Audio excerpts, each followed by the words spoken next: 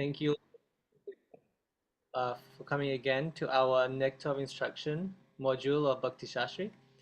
And yes, we're continuing on our journey of the Nectar of Instruction, the wonderful instructions that Rupa Goswami is giving all of us. And but before that, let's start with some prayers. Om Agyana Timirandasya Gyananjana Shalakaya Chakshurunmilitam Yena Tasmai Shri Gurave Namaha Shri Chaitanya Manobishtam Stapitam Yena Bhutale Swayam Rupa Kadhamayam Tadati Swapadantikam Vandeham Shri Guru Shri Yuta Parakamalam Shri Gurun Vaishnavamscha Shri Rupam Sagrajatam Sahagana Raghunathan Vitam Tam Sajivam Sadvaitam Savadutam Parijana Sahitam Krishna Chaitanya Devam Shri Radha Krishna Padan Sahagana Lalita Shri Vishakam Vitamscha Hey Krishna Karuna Sindhu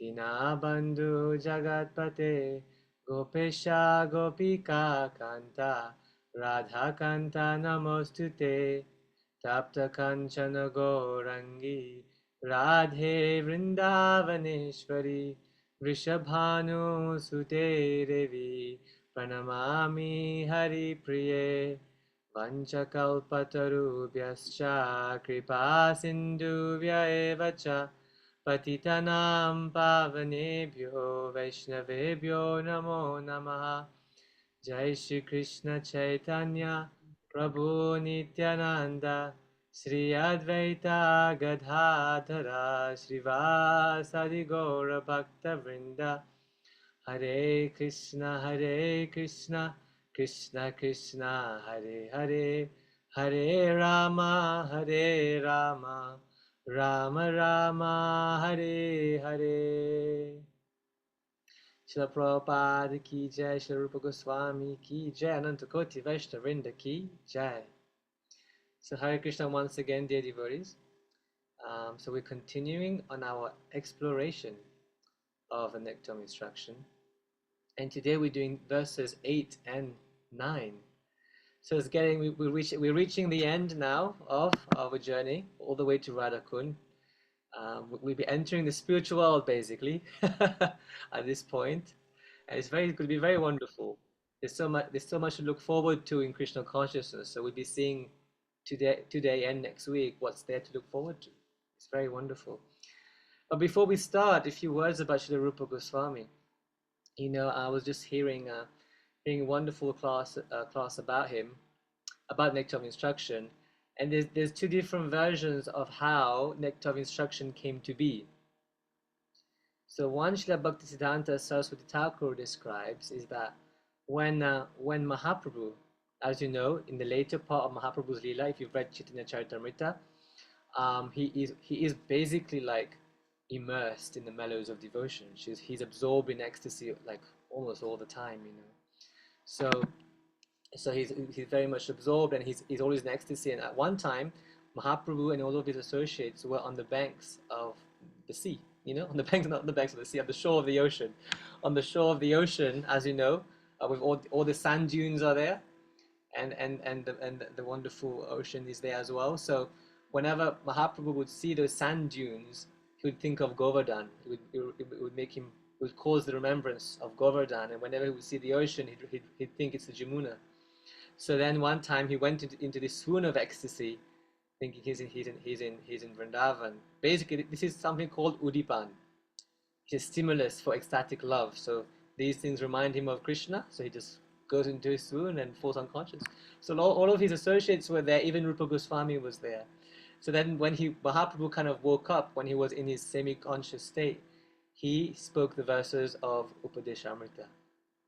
You know, he spoke the verse of Upadeshamrita, and this incident is recorded in a specific book by one of the teachers in our line. I can't remember exactly what, but if you were to go look at that book, you'd find a lot of the verses from Upadeshamrita listed there. Not all of them, but few of them are mentioned there. So, and Rupa Goswami, having heard this, he wrote it down. So that's one version of the pastime. Another well-known another story that is commonly told in this connection, it seems to be completely different, is that Rupa Goswami specifically wrote Upadeshamrita for Jiva Goswami. That's interesting. I never heard that one before. You all know Jiva Goswami, right? Jiva Goswami is the nephew of Rupa and Sanatana Goswamis. So he's much younger. So he came to Vrindavan eventually, and he became the disciple of Rupa Goswami. So, it's in connection to a very well-known pastime, whereby Rupa Goswami was writing Bhakti Rasamrita Sindhu. Prabhupada translated it and named it Nectar of Devotion. So Rupa Goswami was writing that book.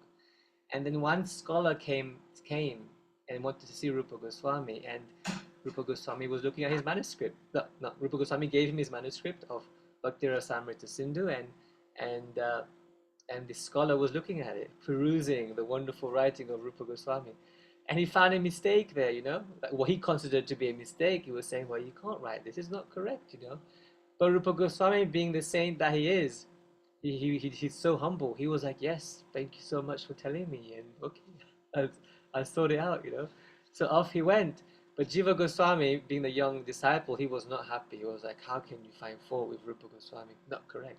So he went and corrected that scholar and told him that, what Rupa Goswami wrote was perfectly correct, and perfectly correct. So he was upset, and he being in this mood of upset, being a bit angry, he kind of told that scholar off, And the scholar went back to Rupa Goswami and says, oh, your student has enlightened me, and I'm so sorry for finding fault in what you wrote. I'm so sorry. Then Rupa Goswami heard that, and he went to Jiva Goswami and says, yo, what you've done is just really wrong. You don't deserve to live in Vrindavan. You should go. So if you know the story, Jiva Goswami was like, oh my God, Rupa Goswami told me to leave, and I better fast to death. So he's described, he found the hole of a crocodile and went in there and was fasting till death, till he would die. That was his aim. And meanwhile, Sanatana Goswami is coming by somehow, and he finds Jiva Goswami in this state, and he's like, what's happened? And Jiva Goswami tells him this whole story. So then Sanatana Goswami convinces Rupa, you have to accept Jiva Goswami back. Just accept him. So then he accepted him back. So basically, and to teach Jiva Goswami that he did something wrong. What did he do wrong? Why was Jiva Goswami at fault here? Because you remember what's the first instruction of Nectar of Instruction of Upadeshamrita? What's the first? Control the tongue and the mind. Sorry? Control the tongue and the mind, and then not criticize. Vacho Begam. So he starts with Vacho Begam, basically telling him you should control your tongue. And Manasa Krodha Begam, you should control your anger, So basically, that is the story goes that's how Rupa Goswami ended up writing Nectar of Instruction to instruct Jiva Goswami that if you want to go all the way up there, you have to sort this out first. So it's a very, very, very beautiful stories, and I was wondering, like, actually, it's not one or the other, because both of them are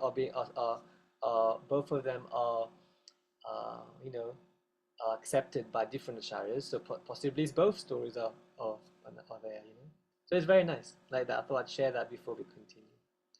So let's continue to explore this wonderful book that Srila Rupa Goswami wrote. But before, let's chant the invocation prayer for our study.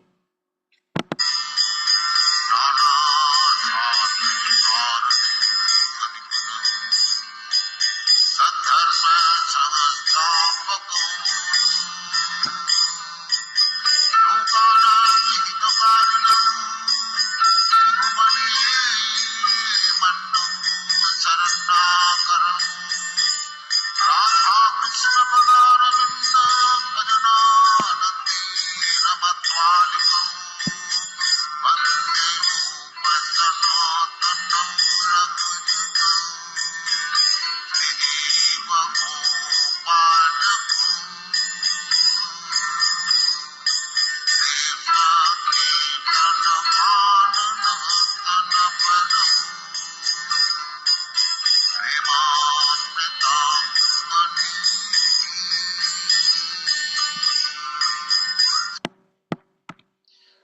perform respectful obeisances unto the 6 Goswamis, namely Shri Rupa Goswami, Shri Sanatan Goswami, Shri Raghunath Bhatta Goswami, Shri Raghunath Dasa Goswami, Shri Jiva Goswami, and Shri Gopal Bhatta Goswami, who are very expert in scrutinizingly studying all the revealed scriptures with the aim of establishing eternal religious principles for the benefit of all human beings. Thus they are honored all over the 3 worlds, and they are worth taking shelter of because they are absorbed in the mood of the gopis and are engaged in the transcendental loving service of Radha and Krishna. Sad Goswami Prabhu Ki Jai. So dear devotees, text number 8 of the next instruction. But before we start exploring this particular text, what do we remember from last week's class? What is it that we discussed?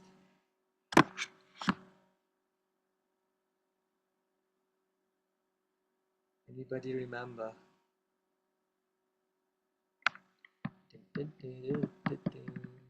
Yes, Smita Mataji. Hare Krishna, Prabhu. Sorry, Mataji?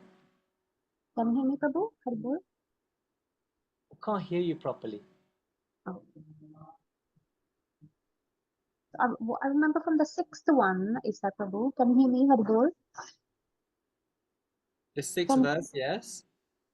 I think a pure devotee, he's always situated in his constitutional position of being a servant, and we shouldn't, I mean, he is not actually concerned with the that he's a body, that he's his body. So we should overlook what are the defects in him. And it's compared like the water of the Ganges, like it's in the rainy season. So like we see the foams and pebbles, but still the water is pure. So like that, a devotee, although he's having bodily defects, he is pure in his because he's in his constitutional position. Yes, yes. Verse number 6 was describing the topmost devotee, basically, how they're wonderful. You know, we shouldn't see them. We're being warned on how not to see such a devotee, how to be careful, how not to see such exalted devotees. Yes, that was not verse number 6. Yeah, the association of such devotees is wanted, but if you're going to associate with them, we should be careful what not to do. Yes. And then what else, dear devotees? What do you remember?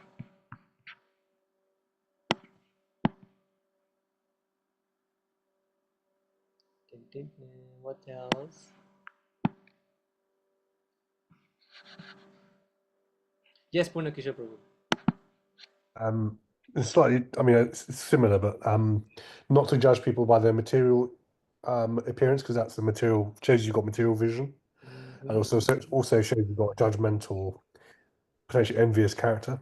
So you've got to look beyond, you know, appearances and language and whether they're erudite or not, or you've got to look at the core of their bhakti, not the superficiality, material coverings of their soul. Yes, yes, indeed. Yes, yes, I remember that as well. Prabhupada uses this.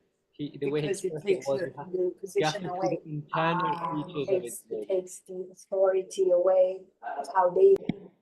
We should see the internal features of a devotee, not the external features of a devotee. Yes, yeah, we need to know how to see devotees, not just the topmost devotees, but all devotees.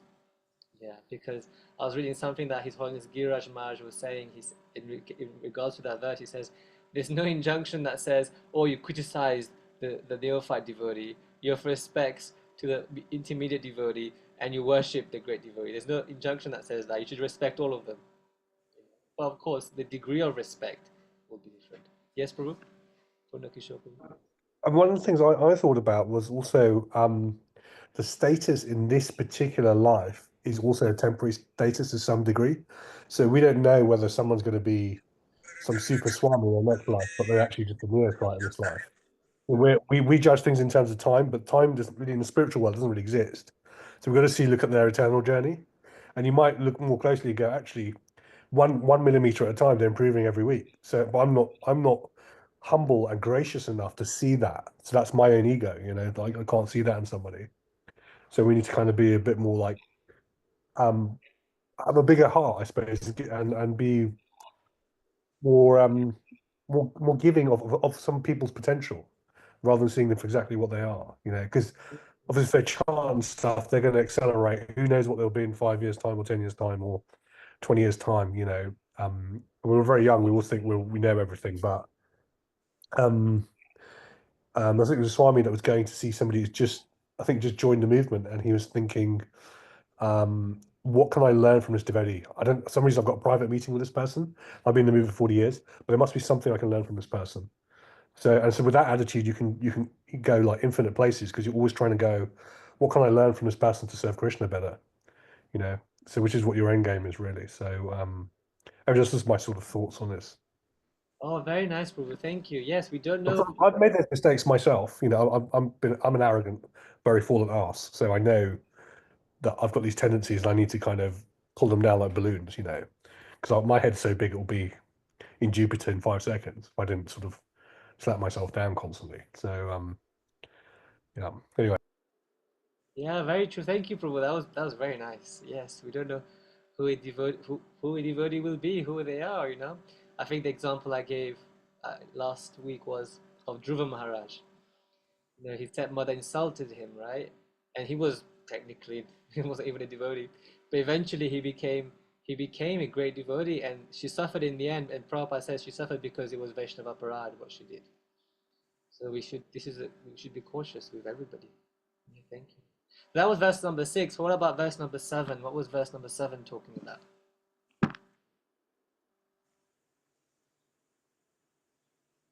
That verse was talking about something that's integral to our spiritual lives. We can't do without it, or we should not do without it, because then we'll be in a precarious position. What is it?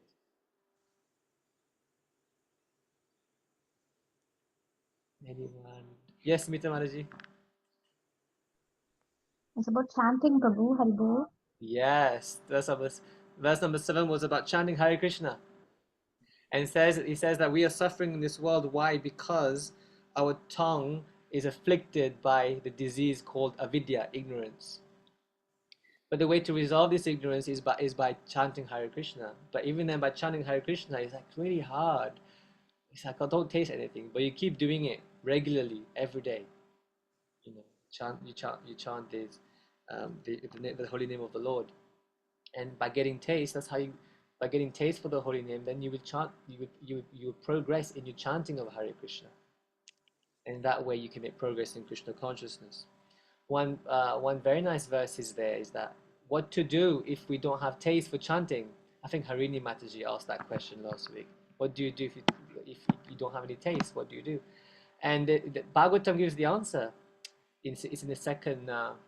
It's in the second chapter of the first canto, if I'm not mistaken. Shushusho Shradanasya Vasudeva Katharuchi Sat Mahat Sevaya Nitya.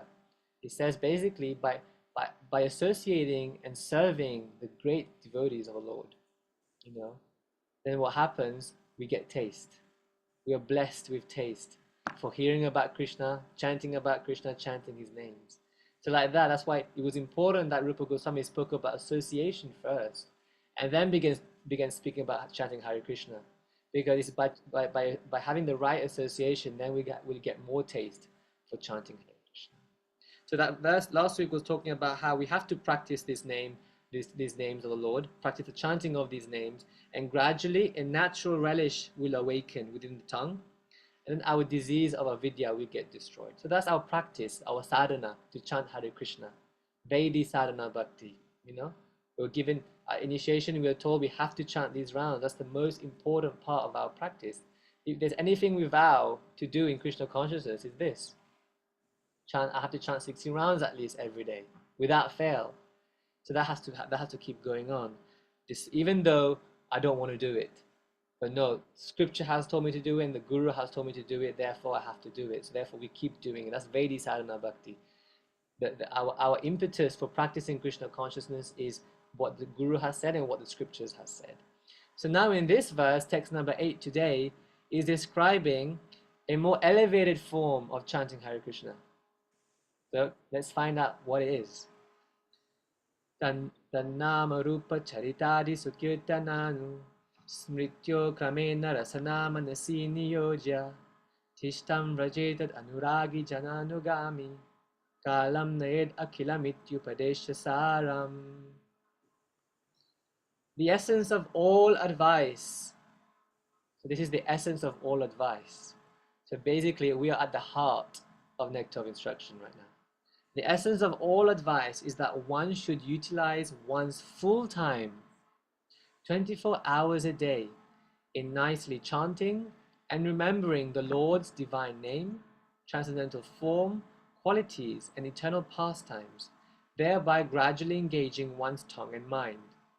In this way, one should reside in Vraja, Goloka Vrindavan Dham, and serve Krishna under the guidance of devotees. One should follow in the footsteps of the Lord's beloved devotees who are deeply attached to his devotional service.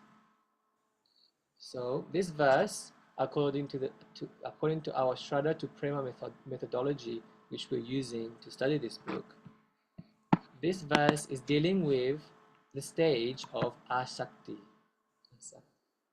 So the other stages we talk. The other verse was dealing with Anatta Nivritti, Nishta, Ruchi. Now this verse is talking about Asakti. Asakti is described to be like the beginning of love of Godhead. Prabhupada gives him a little bit more description. At the stage called Asakti, attachment, a person can understand his relationship with the Supreme Lord. So basically at Asakti, what happens is that one is getting a little glimpse of who one is. And one is becoming very, very attached to Krishna. There's two types of Asakti. The first type of Asakti is that one is becoming very, very much attached to the practice of Krishna consciousness. Really, I can't do without it. I can't do without chanting my rounds. I can't do without going to the temple and associate with devotees. It's my life. But also the next level of Asakti, of attachment, is that one is becoming really very much attached to the object of worship, which is Krishna. One become very attached to the object of worship, Krishna. This definition here is coming from Narada Bhakti Sutra, verse 2. Prabhupada began the translation of this book, but he didn't complete it. It was completed by Satsvarup Das Goswami Maharaj. Prabhupada had begun the translation of this book, and in there he gives this definition of Asakti. So, Upadesha Saram. This verse is the essence of all advice. It's the heart of this book, basically. What do we want, dear devotees? Eventually, this verse is describing what we want. So you'll find text number 7 and text number 8. We did text number 7 last week, and now we're doing text number 8. So what is the similarity between these two verses? What is similar with these two verses?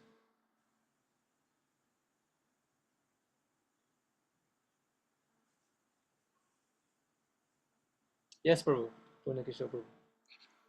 Well, the process is in both of them, that there is a process of bhakti in both of them, and then 7 goes a bit further and tells you what will happen when you follow the process.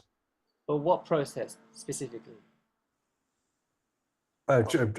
Chanting and remembering, Yes. and then yes, chanting and remembering, chanting Krishna's holy name and remembering his name, form, qualities, and pastimes. Those two are both there. And the difference is, and what is the difference? What do you think is the difference between the two?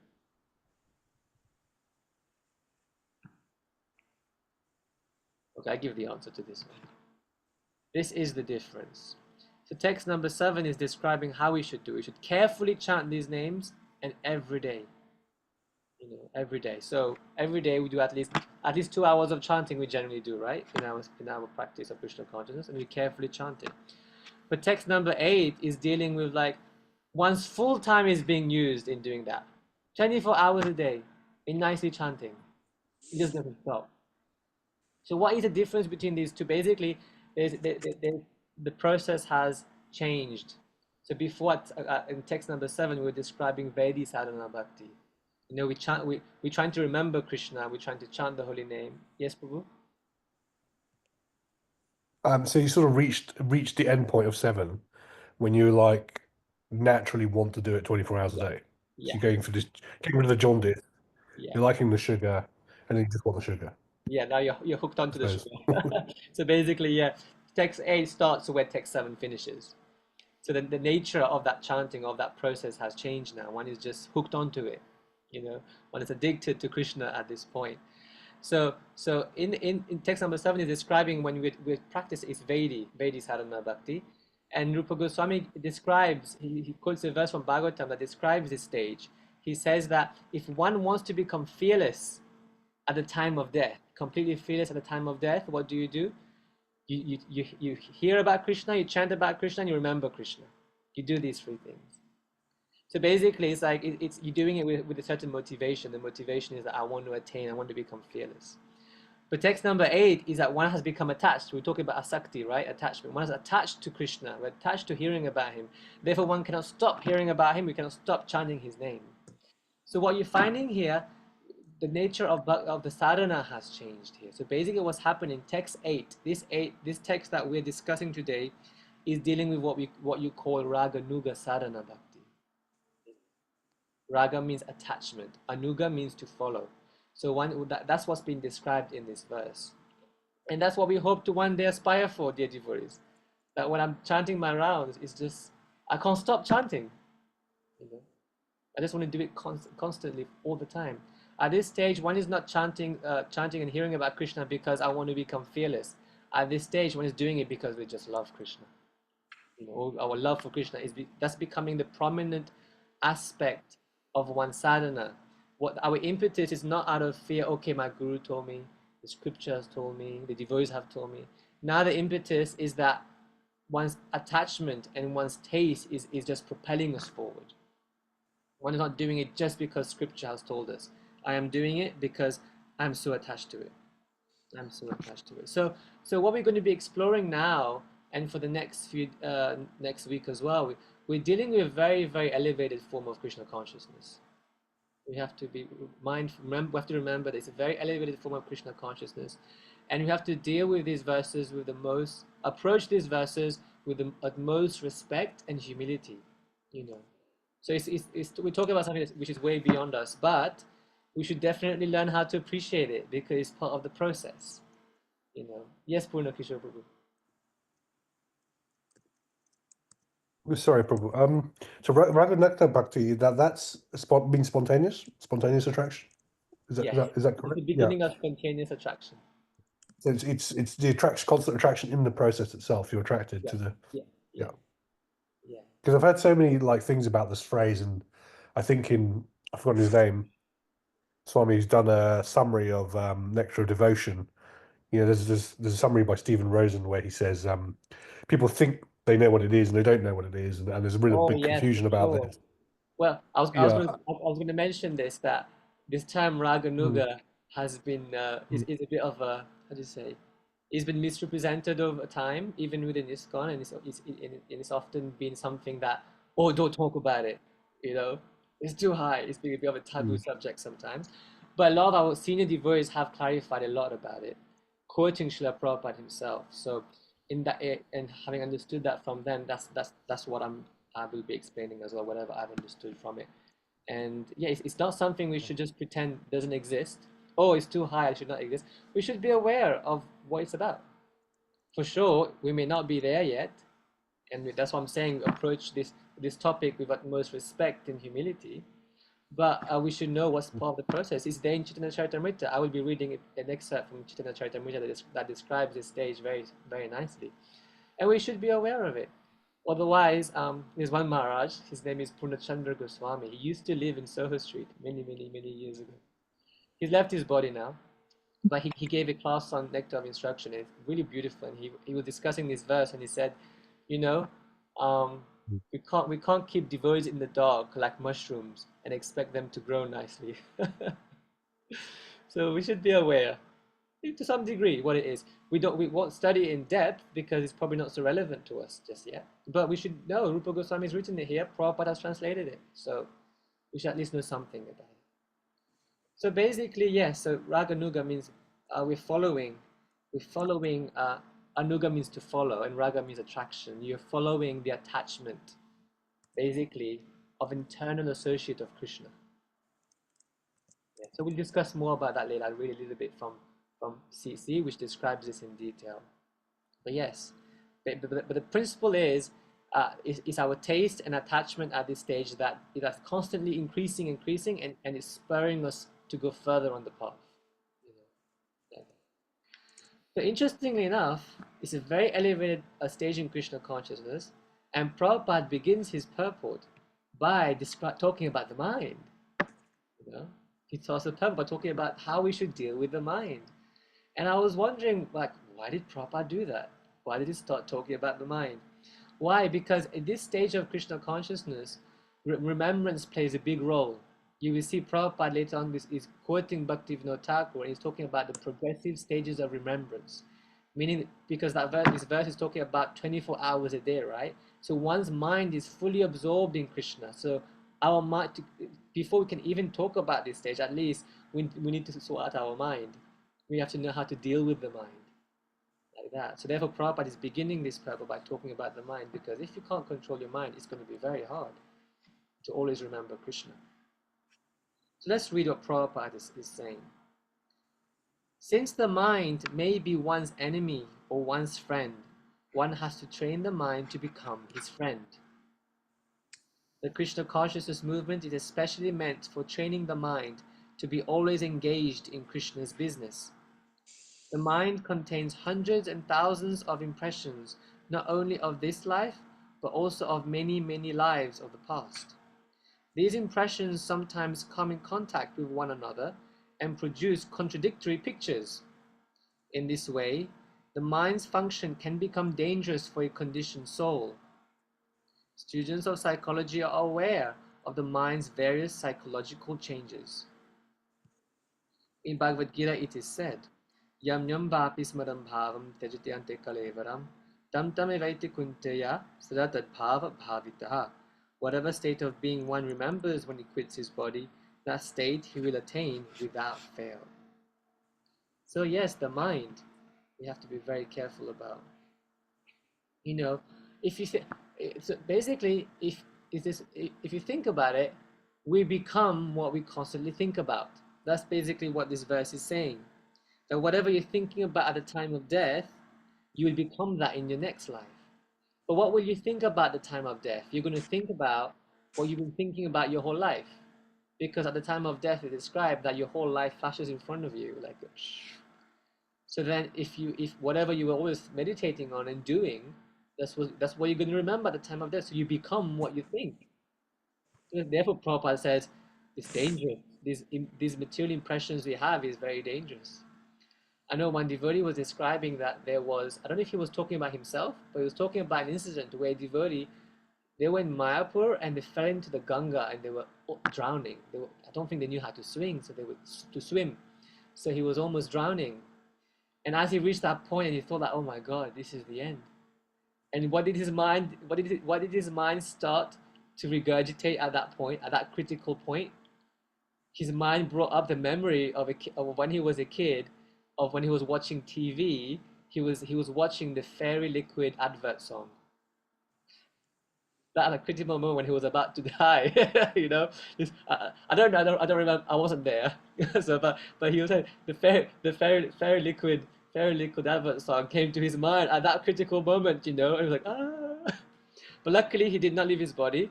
I think a fisherman or something just caught him up from under and brought him out, and he was saved. But that was like an awakening for him. It was like, oh my God, like I'm a devotee, but at this point I was about to die, and that's all I remembered. Fairy Liquid advert song, what a thing to remember, and how random, right? So that's the mind. The mind is just storing all these impressions that we have, I don't know if you've heard of a phenomenon called psychological triggers.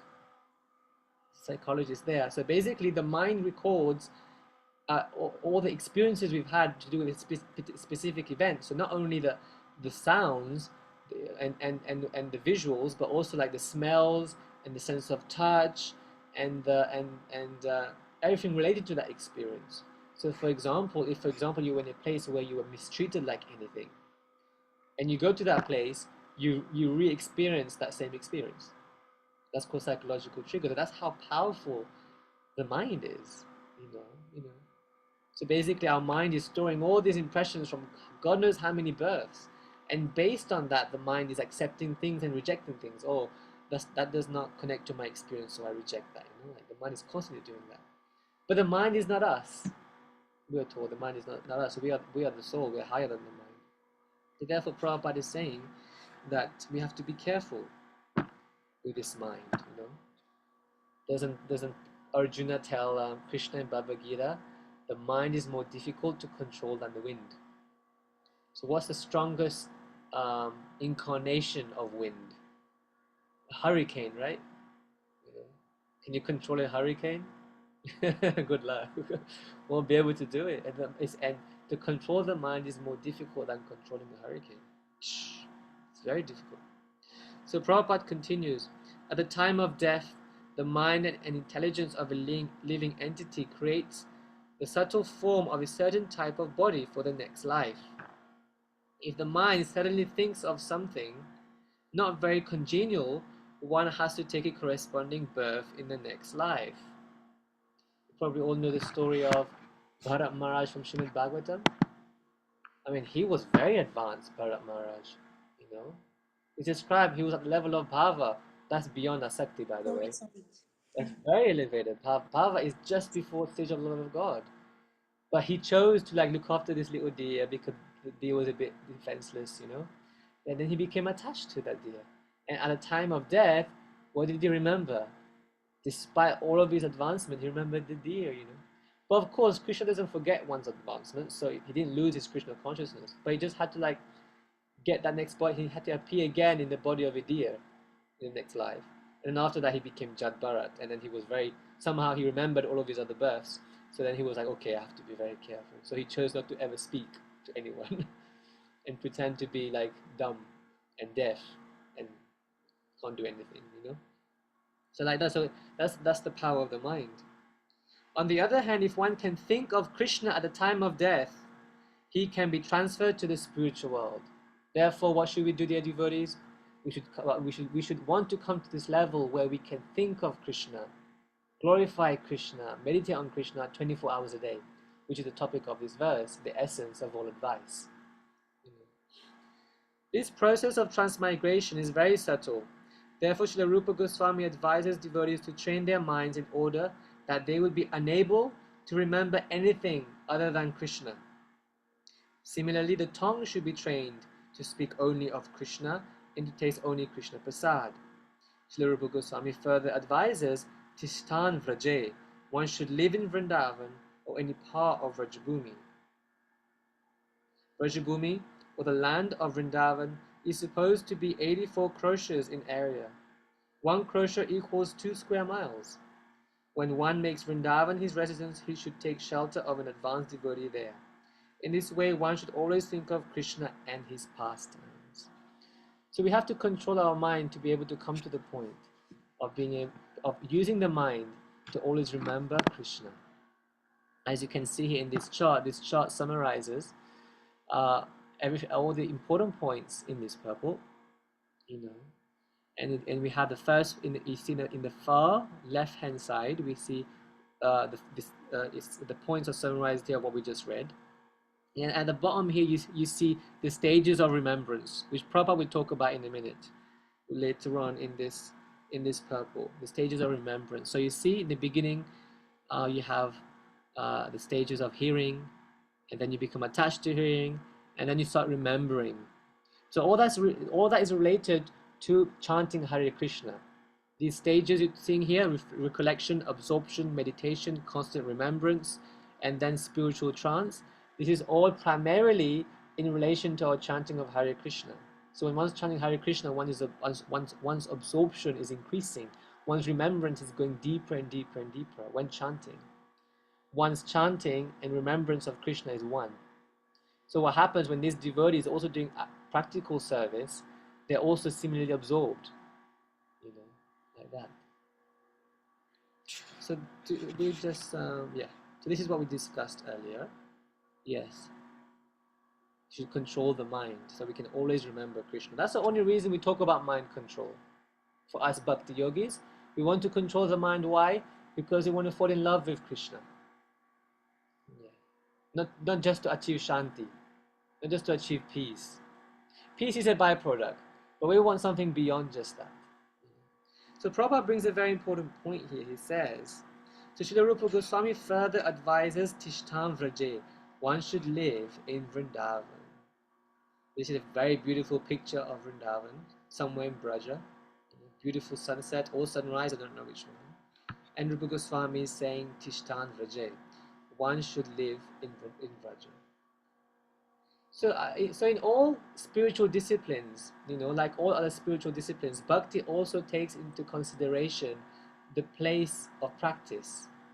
Where do we practice, For example, when Krishna is talking about Dhyana Yoga in the 6th chapter of Bhagavad Gita, Krishna is saying if you want to do Dhyana Yoga, you need to do that in a sanctified place, a sacred place. Sucho deshe. That's the word he uses. A sacred place.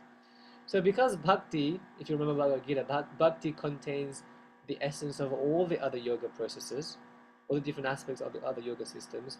So therefore, even to practice Bhakti, you need a perfect setting, the best setting.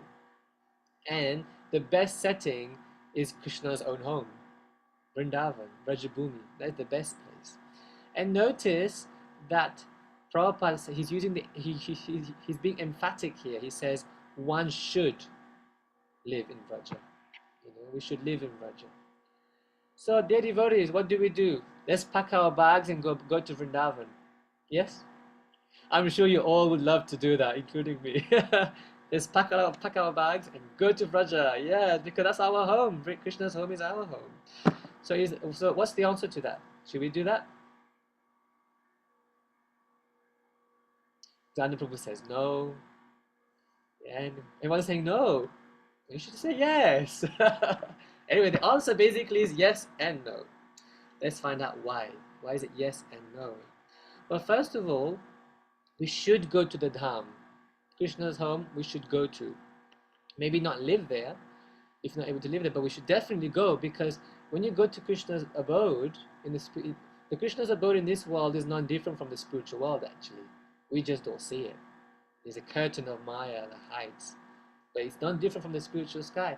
But still, even if you go there and you can't see the spiritual aspect of the Dham, you can feel the shelter and mercy of the Dham. And the mercy that flows in the Dham, in the Lord's abode, is very proactive.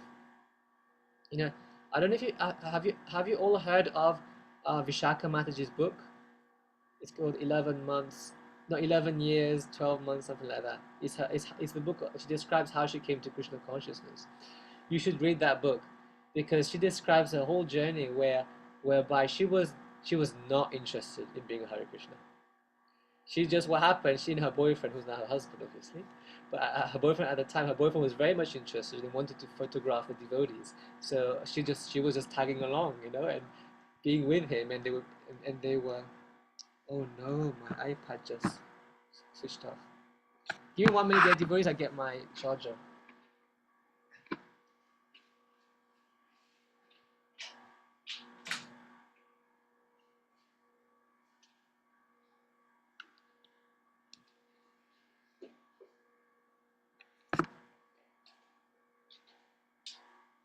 Okay, let's hope it doesn't take too long before it turns on again, because I don't have a physical book. So Vishakha Mataji describes how she was just tagging along, and she was quite skeptical of the devotees, and how they were all like glorifying Prabhupada. But gradually she began to have faith in Prabhupada. Gradually, but then what happened? The turning point for her was, it's interesting, because they were not. Prabhupada told them they asked Prabhupada, we want to photograph a village in India as part of like a project, And Prabhupada said, well, you should photograph Vrindavan then. So they went to Vrindavan, and she describes how just by being in Vrindavan, her faith began to, bloom in her heart. Faith began to bloom in her heart, and she describes it in a very beautiful way. She said she would describe that the lady of faith began to dance. Something like that she describes. It's very beautiful how just by being in Vrindavan, just being around that very spiritual atmosphere. So yes, we should go to Vrindavan. But of course, to live there now, remember this verse is describing very elevated stage of Krishna consciousness. So for our stage where we're still struggling, trying to get our practice right, it's not advised. Prabhupada doesn't advise us to reside in Vrindavan. For most devotees, he didn't advise them. Some he did, but not all of them, because one may end up committing offenses, especially when we're still not advanced enough. So best not to reside there, just to pay a visit. But yeah, definitely we should go, he said. He's in one place he says, just as it's important to eat and breathe, similarly going to the Dham is as important. At least once a year we should go. Yeah, so it's wonderful. Yeah, it's very wonderful. Prabhupada really wanted his disciples to go to Vrindavan, to Mayapur and Vrindavan. So that's the yes part of the yes part of the answer. But then there's the no part. We don't have to go to Vraja, because Prabhupada brought Vrindavan to the West. That's another way of understanding it. His temples are non-different from Vrindavan. He established these temples which are holy places, and he's invited Radha and Krishna to reside in these temples. So depending on our consciousness and advancement in Krishna consciousness, we will see those temples as being non-different from Vrindavan. If you strictly follow the instructions of a pure devotee. There's this one. Looks like there's an answer. There's a question here. Okay. Yes. So yes, there's one Maharaj. His name is Brihad Bhagavat Swami Maharaj, and he was describing how somebody who's very advanced in Krishna consciousness, somebody at the level of bhava, like he describes that when that person is about to enter the deity room, if you see the altar, there's a door that through which the pujaris come in. So somebody at bhava, when they're about to enter that room, and you have to knock usually before you go in. You knock on the door. So when they're about to knock, they know the entire spiritual world is on the other side, because Krishna is there. But depending on our consciousness, we'll be able to understand it's not different from the spiritual world. So therefore, Vrindavan is primarily a state of consciousness. If one is absorbed in Krishna's pastimes and service, one is always in Vrindavan consciousness. Always in Vrindavan consciousness. Here's a very nice quote from Srila Prabhupada. It's very sweet. Here you go. Prabhupada says, the mind's activities are thinking, feeling, willing, by which the mind accepts materially favorable things and rejects the unfavorable. This is the consciousness of people in general. But when one's mind does not accept and reject, but simply becomes fixed on the lotus feet of Krishna, then one's mind becomes as good as Vrindavan. Wherever Krishna is, there also are Srimati Radharani, the gopis, the cowherd boys, and all the other inhabitants of Vrindavan. Thus, as soon as one fixes Krishna in his mind becomes identical with Vrindavan. In other words, when one's mind is completely free from all material desires and is engaged only in the service of the Supreme Personality of Godhead, then one always lives in Vrindavan and nowhere else. Wow, how amazing. Should I share one beautiful story with you? Yeah, so somebody whose mind is not different from Vrindavan, when you're with them, it actually is Vrindavan. There's a story, Bhurijan Prabhu tells the story of how he had to travel with Prabhupada once, all the way from Australia to America. They were going to Dallas Temple in Texas. So he was with Prabhupada for a long time. I can't imagine how long the flight from Australia to America could be. Pretty long time. So he was with Prabhupada. Whenever you go with Prabhupada, there's a bubble of Krishna consciousness. So when you're around him, it's like, wow. So he was with him. He was with him for like a long, extended period of time. So finally, and he was with him when they were going to that particular temple, Dallas Temple. If you know, there in Dallas, they worship Shri Radha Kala Chanji. Very beautiful deities of Radha and Krishna. So Bhurijan Prabhu describes that the day they arrived in Dallas, in the temple there, that same day he had to begin his training as a pujari. So he had to go into the deity room.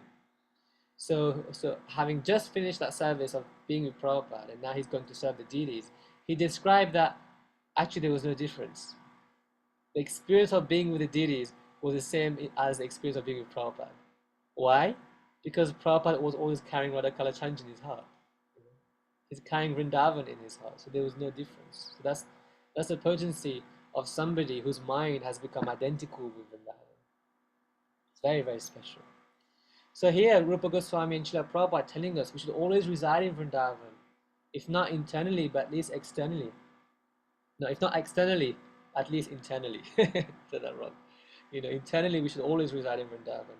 Take shelter of the temples that are holy places that are not different from Vrindavan. And that's the perfect setting for us to be able to be Krishna conscious, to come to this stage of always thinking and remembering and glorifying Krishna. So since we want to become Vrindavan conscious, dear devotees, I thought of something very nice. You know what we should do? I think we should go on a little Vrajamandal Parikram. What do you think? Let's go discover the spiritual sky of it.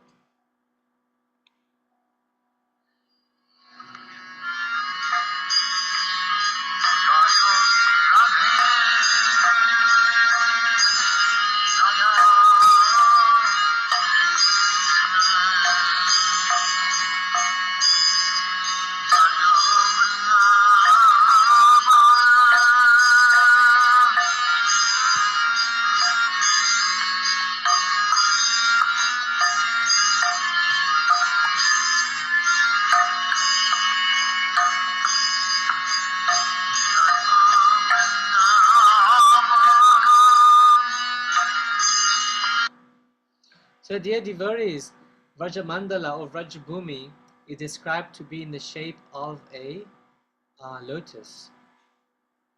And here you have a map here of the whole Vrajamandal area as we know it now in India. We should always remember that although Vrindavan appears to be part of India, but it's actually not part of India, it's transcendental. It's always very transcendental. So but it only appears to be part of this world. So as you can see here, this is the whole Vrajamandal area where Krishna performed his pastimes. And on your right hand side, you will see the Yamuna snaking through the land of Vraja. As you can see, Yamuna here is going down, reaching around the Vrindavan area. You can see Vrindavan there. And it goes all the way down to Mathura, like that, and to Mahavan and Gokul. So Sri Krishna, when he appeared in this world, you'll find here, this peacock feather represents Krishna. So Krishna, when he appeared in Mathura, you can see Mathura on he appeared in Mathura. As remember, he appeared in the prison of Kamsa, because Kamsa wanted to kill him, so he appeared there. But of course, that did not happen. Krishna arranged that he be transferred to Gokula. Transferred to Gokula. That's why they took him to Gokula Mahavan. The Mahavan forest. So wherever Krishna appears, dear devotees, Krishna never appears alone. He appears with all of his associates. And Krishna he appears along with the manifestation of his internal potency, who is Srimati Radharani. So when Krishna moved to Gokul and was performing his baby pastimes there, then Srimati Radharani, she appeared not too far away in Raval. You can see Raval on the map? Yes, Raval. She appeared on top of a lotus flower in the Yamuna. If you go to Raval now, the Yamuna doesn't flow so closely anymore. There's just a pond there now in that place. But previously, the Yamuna used to flow very close near to Raval. So she appeared over there. So when Krishna grew up a little bit, especially after the Damodar pastime,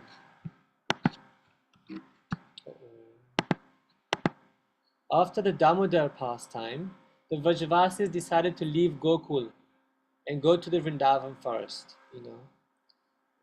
So what they did, all of them all together from Gokul, all the cowherd people, they all grouped together and they went all the way upstream of the Yamuna and decided to cross the Yamuna and go to Vrindavan. Can you see Vrindavan here?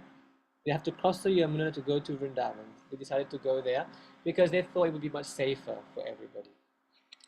Guess what? Jiva Goswami says that they crossed the Yamuna by going into boats. But how did they get boats? they tied up all the carts together and made a big boat. That's what Jiva Goswami described. So then they crossed the Jamuna and went to live in Vrindavan area. You know, the Vrindavan forest, basically. At the time, it's the forest. The forest of Vrindavan, at that time, it was not limited to what we call the Vrindavan town now.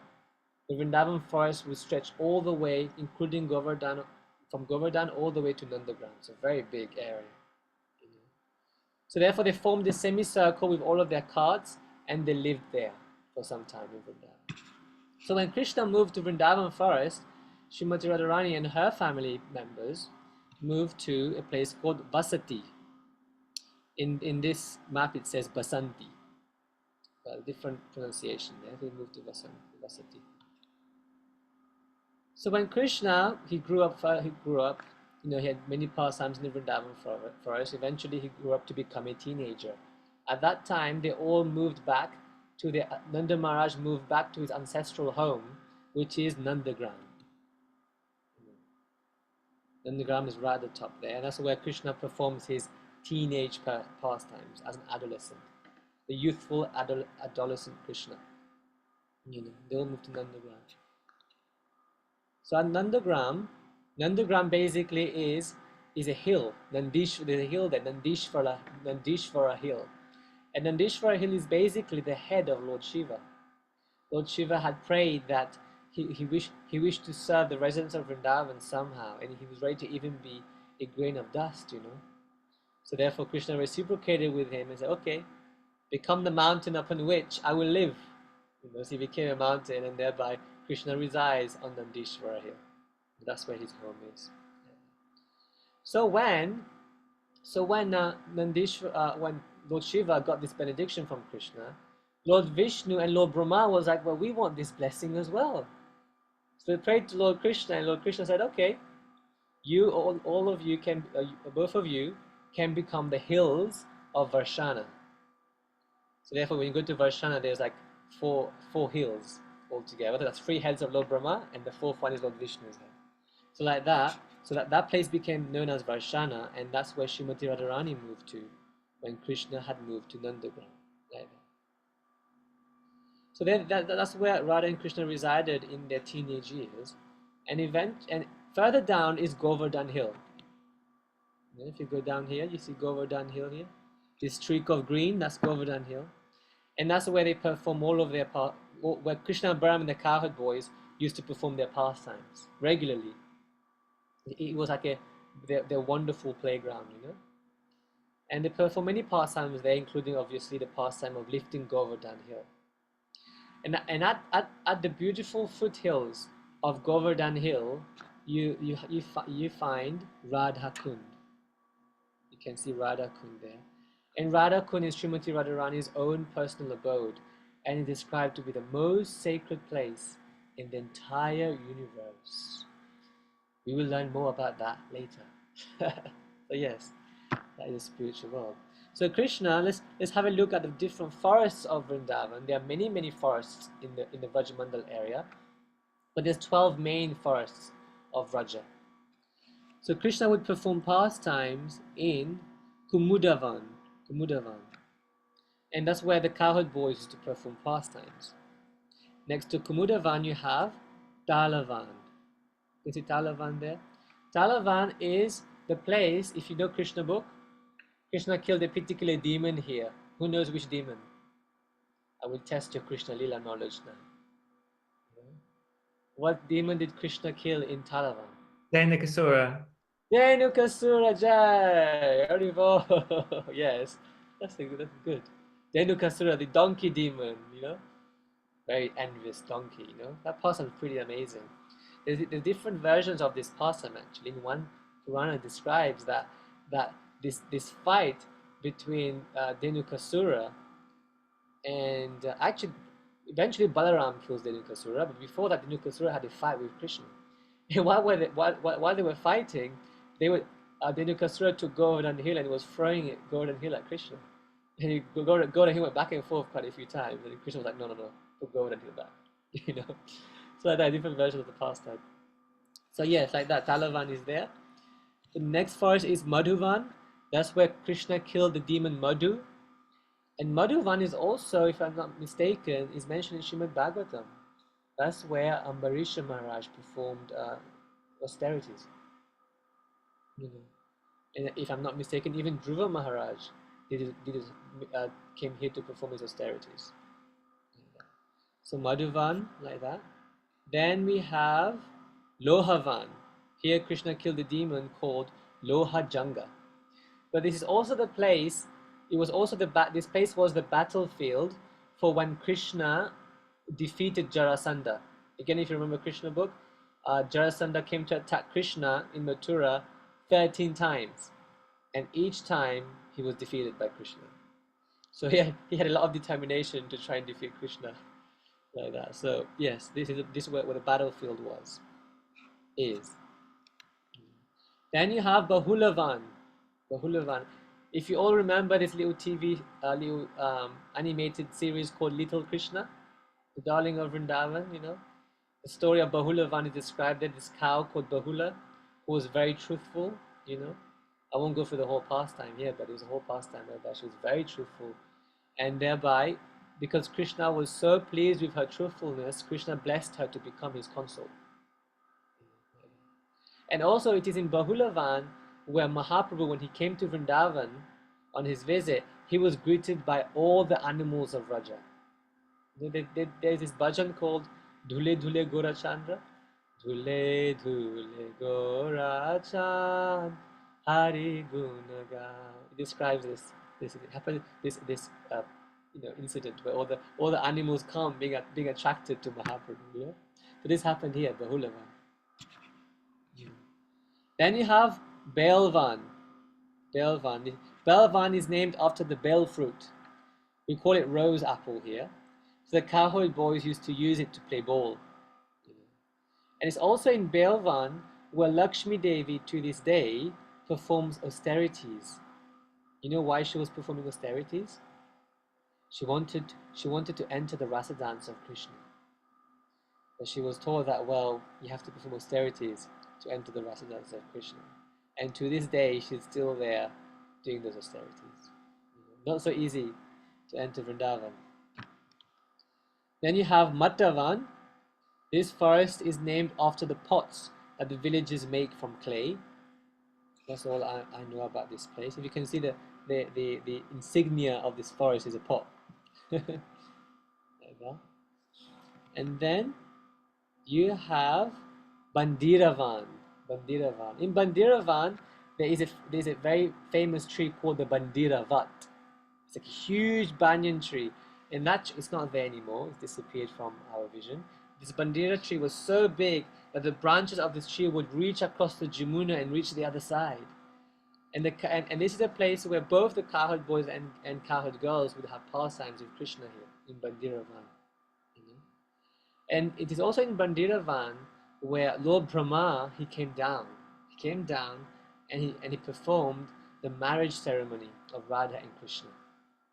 It happened in Bandiravan. There's a very special temple there with a very special deity of Radha and Krishna. Yeah. And then you have Lord Balaram has his favorite forest as well. Lord Balaram, he's the first expansion of Krishna, so he appears as Krishna's elder brother. So Lord Balaram, his favorite forest is Bhadravan. Described to be his favorite forest. I don't know why though. I need to find out. If any of you know, please let me know. Why is Lord Balaram's favorite forest? Then we have Chirghat here.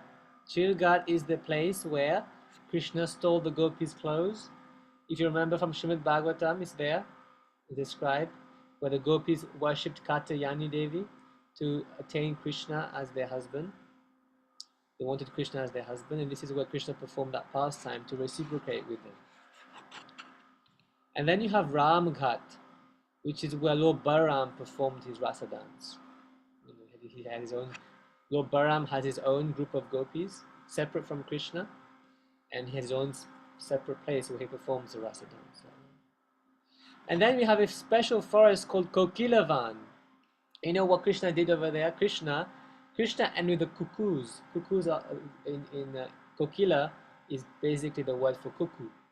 So Krishna and the Kokilas would perform wonderful singing in this forest. And the singing was so wonderful, so beautiful, that it attracted the attention of somebody. Do you know who it was? It was Srimati Radharani and her friends, and they all went to Kokilavan to find out what was going on. Another forest of Vraja is Kamyavan. That's where Mother Yashoda's parents lived. Sometimes Krishna and Balaram would visit that place to see their maternal grandparents. Vishwanath Chakravarti Thakur describes that they all stayed here for some time before going to Nandagram. So Vrindavan and Nandagram, in between was Kamyavan. So it described that the 5 Pandavas also came to stay here during their exile. So to this day it is said that you can see remains of Yudhishthira's throne and Draupadi's kitchen in Kamyavan. Also in Kamyavan, Krishna revealed his Mohini Murti form. You know Mohini Murti? That pastime where Krishna takes the form of this Apsara, beautiful, beautiful girl who distributes the nectar to the demigods and doesn't give it to the demons. That's the female form of Krishna. And Krishna revealed this form to the gopis. And then they were all like, we wonder who's beautiful, Mohini Murti or Radharani? So they were all like observing. And the gopis decided, you know what? We think Srimati Radharani is the most beautiful. Case quote, the case is closed, like that. So yes, this is Rajamandala, dear devotees. It's just a very brief tour of Rajamandala because we should remember Vrindavan. So yes, let's continue reading from the Purport of Srila Prabhupada.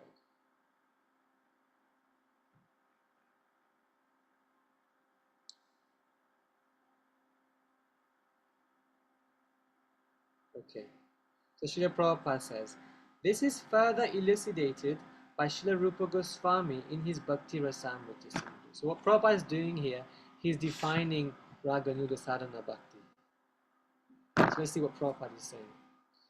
Krishnam smaram janam chasya preshtam nija samhitam tat kataratas chaso kuryad vasam vraje sada. A devotee should always reside in the transcendental realm of Vraja and always engage in Krishnam smaran janam chasya preshtam, the remembrance of Sri Krishna and his beloved associates. By following in the footsteps of such associates and by entering under their eternal guidance, one can acquire an intense desire to serve the Supreme Personality of Godhead. So Prabhupada, what he's doing here, he is defining the internal culture of Raganuga Sadhana. That's what he's doing. So you will find in Prabhupada's books, that for the most part, Prabhupada did not elaborate so much on this level of Krishna consciousness, Raganuga Bhakti. Why is that? Why do you think that is? Why did Prabhupada did not talk about so much? It's there for sure, if you have the eyes to see, but it wasn't explicitly described. Why do you think that is?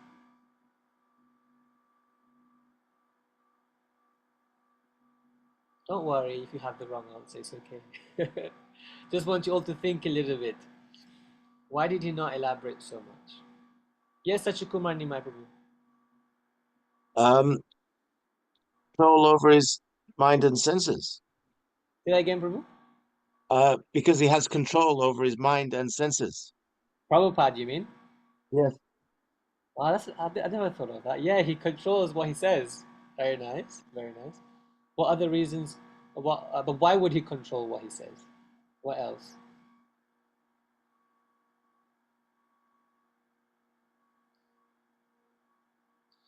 But one thing, if you look at Prabhupada, whenever there was discussions about elevated Krishna conscious topics, Prabhupada did not approve of jumping over to a level that we're not ready for yet.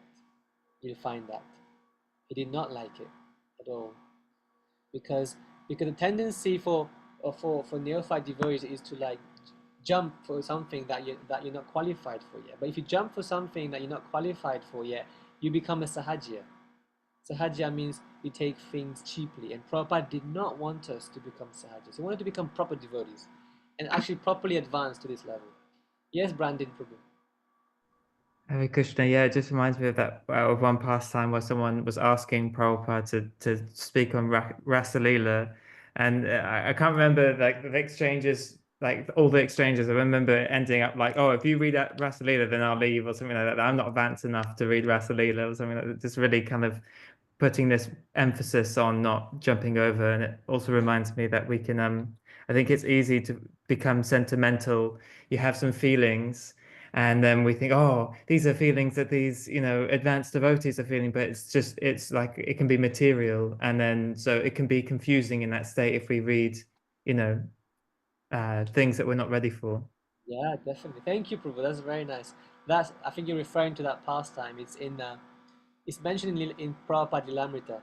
Prabhupada was at the house of a pious Indian gentleman, and the one time him and his wife they had beautiful Radha Krishna deities in their house, and they went to Prabhupada and they asked Prabhupada, please tell us Rasa Leela. And Prabhupada said, oh, I'm not qualified for Rasa Leela. No, first he preached to them that you should not jump to these topics.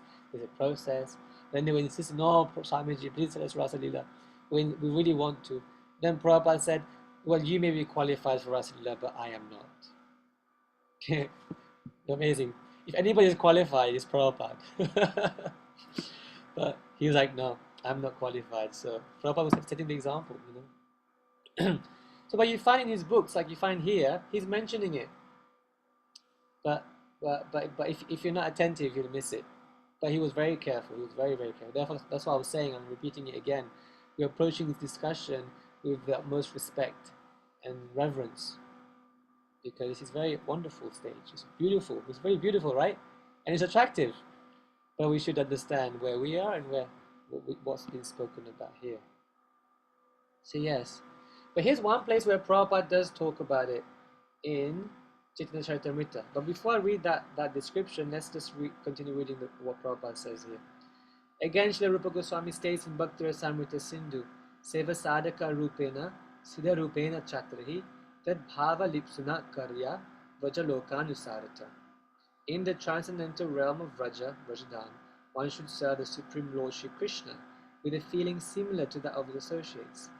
And one should place himself under the direct guidance of a particular associate of Krishna and should follow in his footsteps.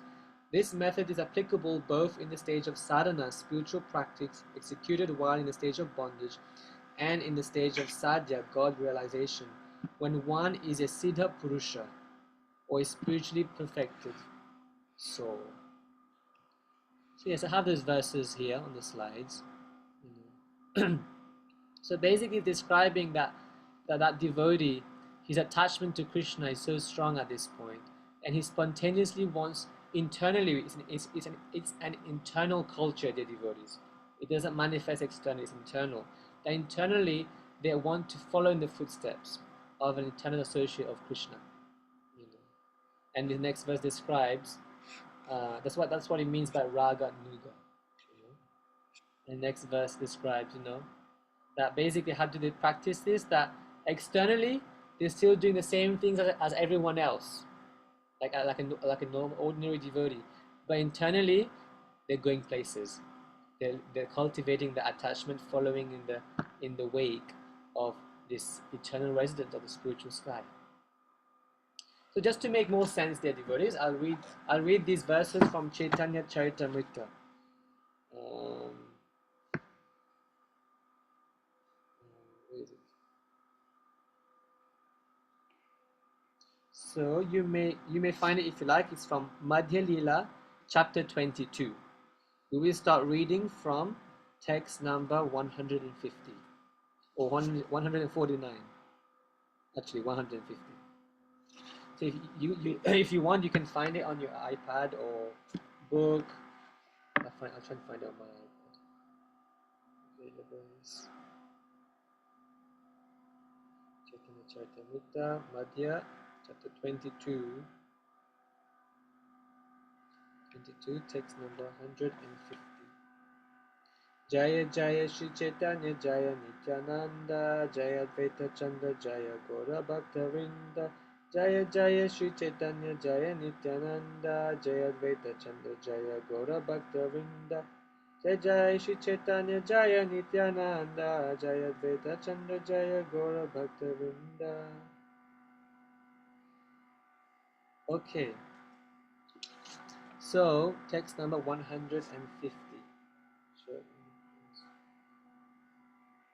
So Krishnadas Kaviraj Goswami is saying, when one becomes attached to the Supreme Personality of Godhead, according to one's natural inclination to love Him, and is fully absorbed in thoughts of the Lord, that state is called transcendental attachment, and devotional service according to that attachment is called ragatmika, or spontaneous devotional service.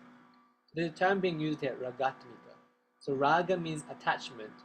So one who is serving Krishna with that attachment is called ragatmika. Just remember the devotees, ragatmika and raganuga are two different terms. It's not the same thing. The text number 151.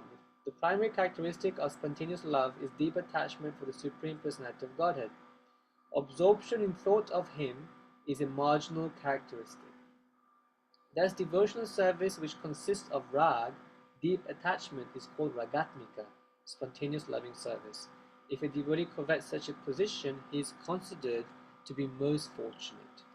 So, dear devotees, ragatmika is basically the eternal residence of the spiritual sky. Ragatmika bhaktas are them. They have natural, spontaneous, deep attachment for Krishna, and they're serving Krishna in that way. So this verse says, if a devotee covets such a position, meaning he wants it really badly, he is considered to be most fortunate. This is the Raganuga Sadhana devotee. He wants it very much, and he is most fortunate if he is able to have such transcendental greed. If one follows in the footsteps of the inhabitants of Vrindavan out of such transcendental covetousness, he does not care for the injunctions or reasonings of Shastra. That is the way of spontaneous love. Devotional service in spontaneous love is vividly expressed and manifested by the inhabitants of Vrindavan. Devotional service that accords with their devotional service is called Raganuga Bhakti, or devotional service following in the wake of spontaneous loving service. When an advanced, realized devotee hears about the affairs of the devotees of Vrindavan in the mellows of Shanta, Dasya, Sakya, Vatsalya, and Madhurya, he becomes inclined in one of these ways, and his intelligence becomes attracted. Indeed, he begins to covet that particular type of devotion. When such covetousness is awakened, one's intelligence no longer depends on the instructions of Shastra, revealed scripture, or on logic or argument. Chaitanya Charitamrita ki jai. So you find here a very nice description about this stage of Krishna consciousness. Basically, this devotee, they're coveting that position. It's so strong that the rules of scripture, it's not that they don't follow them anymore. That's a mistake that people make when we talk about Raganuga Sadhana. They still follow, but it's not their practice is not dependent on what's being said. It's just being spurred on by this attachment, deep attachment that's growing in their hearts, like that. So an example of this from Srila Prabhupada's books. Let's find an example from Srila Prabhupada's books. From Srimad Bhagavatam, to be precise. Yeah. Here you go. So we're talking about following in the footsteps of one of the eternal residents of the spiritual world. So Srila Prabhupada gives an example in Canto 10, Chapter 9. There's this verse there in Srimad Bhagavatam. Dressed in a saffron yellow sari, with a belt tied around her full hips, Mother Yashoda pulled on the churning rope, laboring considerably, her bangles and earrings moving and vibrating, and her whole body shaking. Because of her intense love for her child, her breast was wet with milk. Her face with its very beautiful eyebrows, was wet with perspiration, and malati flowers were falling from her hair. So dear devotees, for somebody who's aspiring, for example, is becoming very much attached to the way Mother Yashoda serves Krishna, this verse becomes very important to them. They meditate on this verse. And in the purport, Prabhupada describes this. He says, Anyone who desires to be Krishna conscious in motherly affection or parental affection should contemplate the bodily features of Mother Yashoda. Therefore, this description is provided here. Advanced devotees must cherish this description, always thinking of Mother Yashoda's features, how she was dressed, how she was working and perspiring, how beautifully the flowers were arranged in her hair, and so on. One should take advantage of the full description provided here by thinking of Mother Yashoda in maternal affection for Krishna. So that's an example from Srila Prabhupada's books, where he's talking about this elevated form of Krishna consciousness. Any questions so far, dear devotees? That's okay. So let's continue reading from Prabhupada's purport. So Prabhupada describes, he's quoting his Guru Maharaj now. Srila Bhaktisiddhanta Saraswati Thakur has commented as follows upon this verse.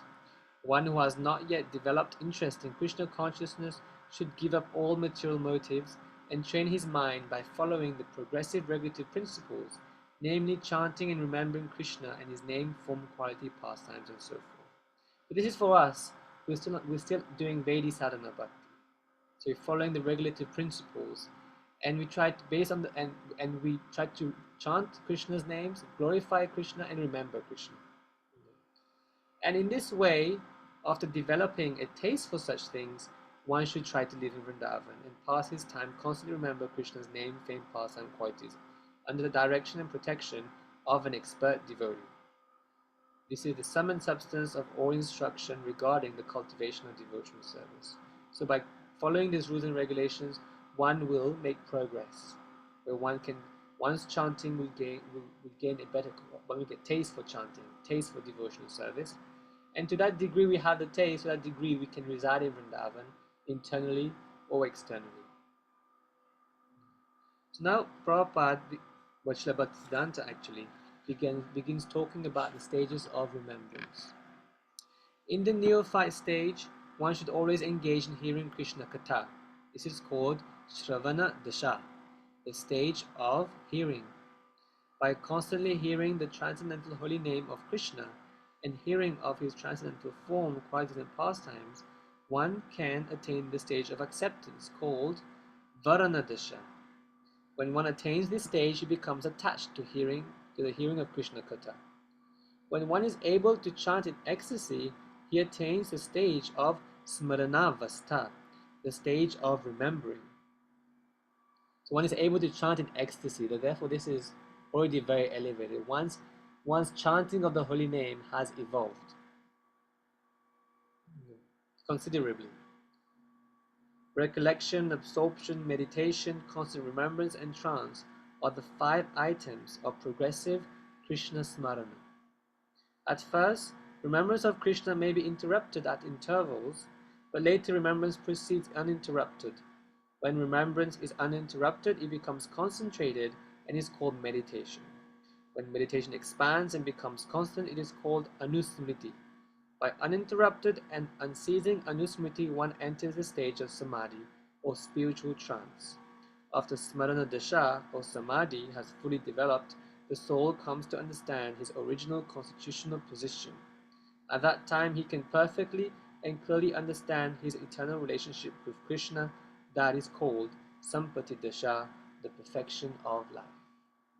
Yes, Harini Mataji. Hare Krishna, I just wanted to ask something about hearing when we chant.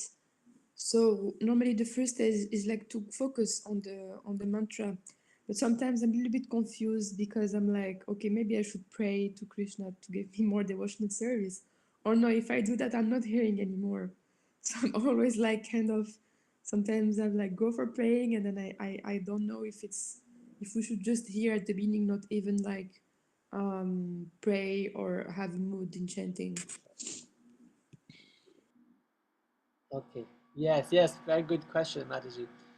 So Prabhupada would say in the beginning, just hear. Because by hearing, you're paying attention to the holy name, sound, vibration, and from there your chanting will evolve. So basically, no matter what tools you may take to help your concentration, that it should not hamper the hearing. You know, like for example, if we're seeing the deity, for example, to chant japa, Prabhupada tells us, chant japa in front of the deities. But the deity should not become a distraction from your hearing. The hearing should still be the main thing. So in a similar way, like one of the tools you can use is to pray. But what it is like, it's not that the prayer, whatever prayer you have, your prayer should not be something separate from the holy name.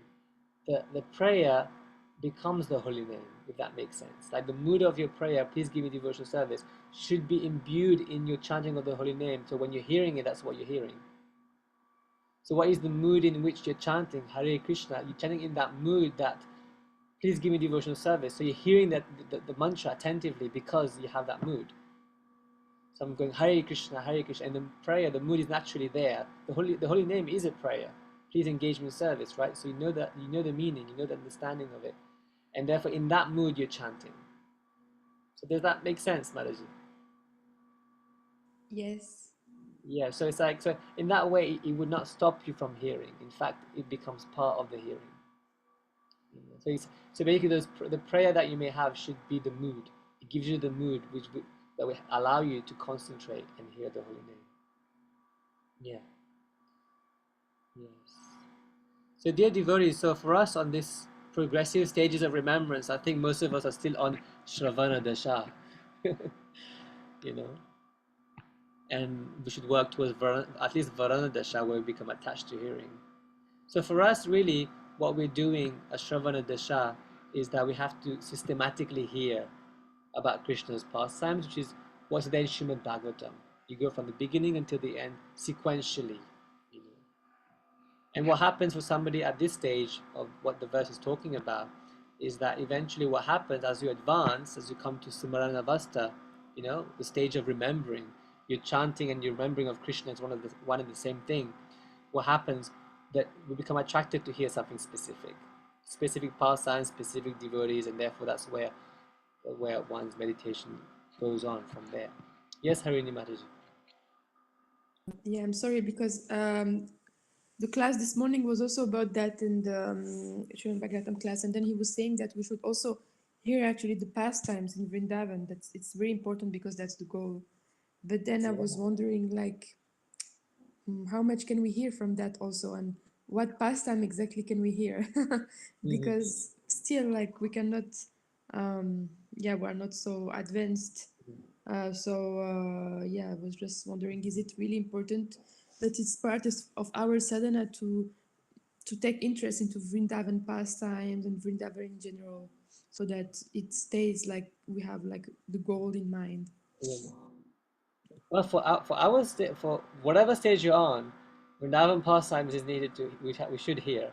But the question is, how do we hear it? So that's what I was saying just now. Systematic sequential hearing of Krishna's pastimes. So when you read Srimad Bhagavatam, Vrindavan is there. It's mentioned throughout in little bits. Even first canto is mentioned, but you're doing it in the right way. So you don't like specifically focus on specific pastimes. No, you're hearing it sequentially. First canto, second canto, third, and eventually you reach 10th canto. Then you go through the pastimes sequentially in the right order, and then you continue going on. That's called Krama Shuddha Shravana Dasha. You know, that's the kind of hearing that's important for us. So automatically you'll be hearing about Vrindavan, but you're doing it in the right way, the right process. You know, like and you go through Chaitanya Charitamrita as well after Bhagavatam, and that's full of Vrindavan. if you look at CC, you know, so you do it properly. You know, you do it properly. But for one who's advanced, and this is advanced, what we're talking about today, this verse, they will feel special attraction for specific pastimes and specific personalities. So they would have a focused study on specific or focused hearing, but that's not for us yet. You know, so we should do it like, yes, we should hear Krishna's pastime, but do it in the right way.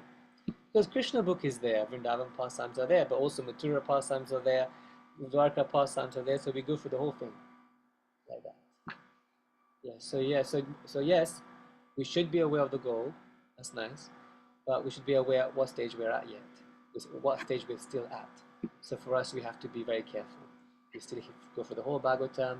The balance of philosophy and lila is there, so we won't misunderstand anything, and we continue getting purified. So is that okay, Harini Mataji? Yes, thank you. Yes, Sachikumar Nimai Prabhu.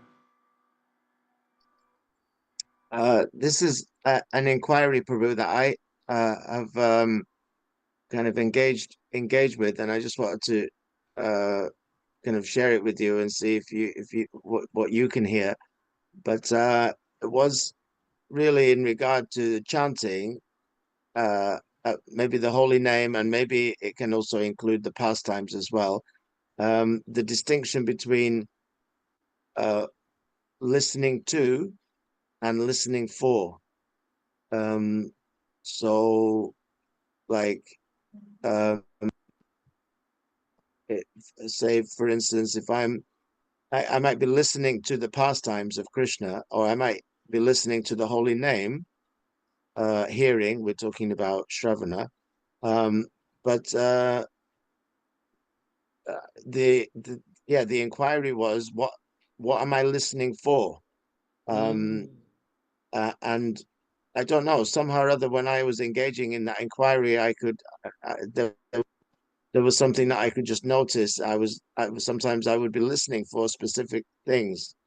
In terms of like with the holy name, I would be listening for like this holy name. Like I think in the what's that we sing in the morning, Shastika, the holy name alone can render all benedictions. And I was just engaging in and thinking that I'm listening for the holy name as that thing that as Chintamani that can render all benedictions, or like that. That's just a very simple example, but it was an inquiry really about the difference between listening to the holy name and listening for something Krishna and his qualities and pastimes and like that. I'm not sure what you can hear there, Prabhu. I don't think I've explained it very clearly, but Well, no, I think what you're saying here is actually quite deep. We just listening to could just be like we could think of it just like being something very mechanical. But listening for is that it means like one needs to be educated. And that's why we have to educate about ourselves about the philosophy, read Prabhupada's books, and inquire from senior devotees. Because if, like you say, what are we listening for in the holy name? That means we have to find out what the holy name is about. Then it would make sense why we're just listening to the sound vibration of the holy name. But who is that? Who is the holy name? What is the holy name?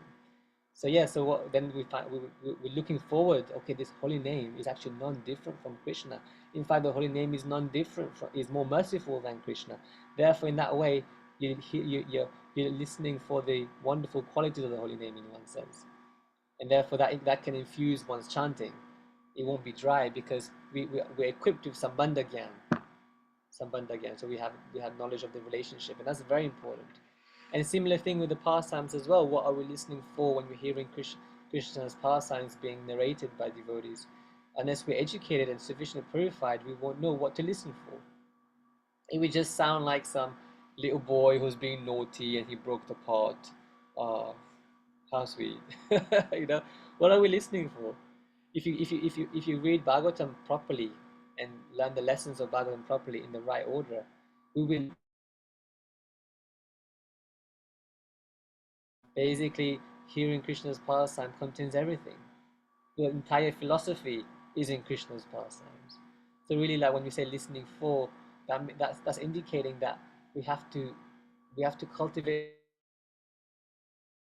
knowledge of who Krishna is, what his material energy is, who we are in relation to Krishna, and knowledge of his spiritual energies, and that's all in Srimad Bhagavatam.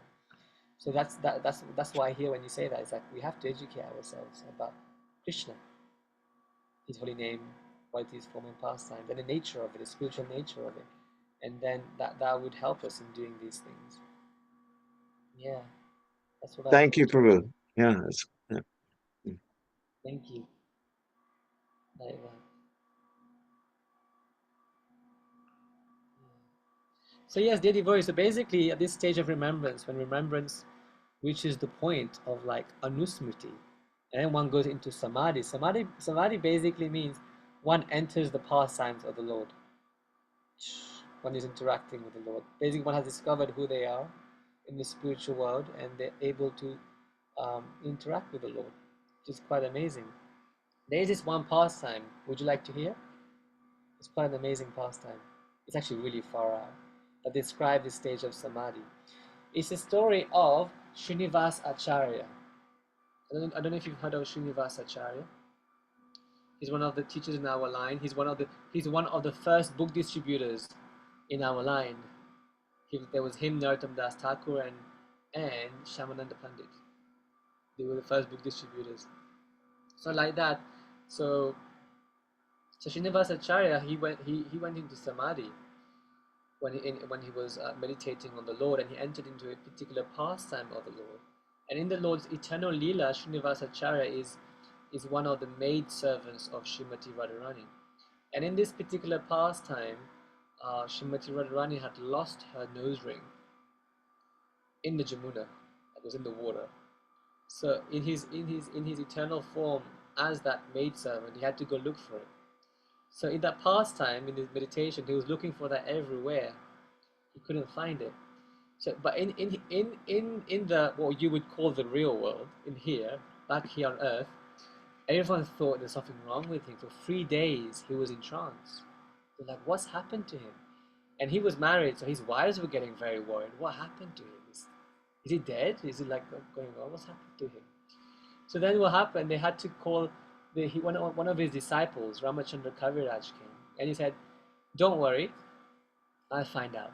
So he also went into samadhi and joined that particular pastime, and he joined his guru, where he was looking for that nose ring.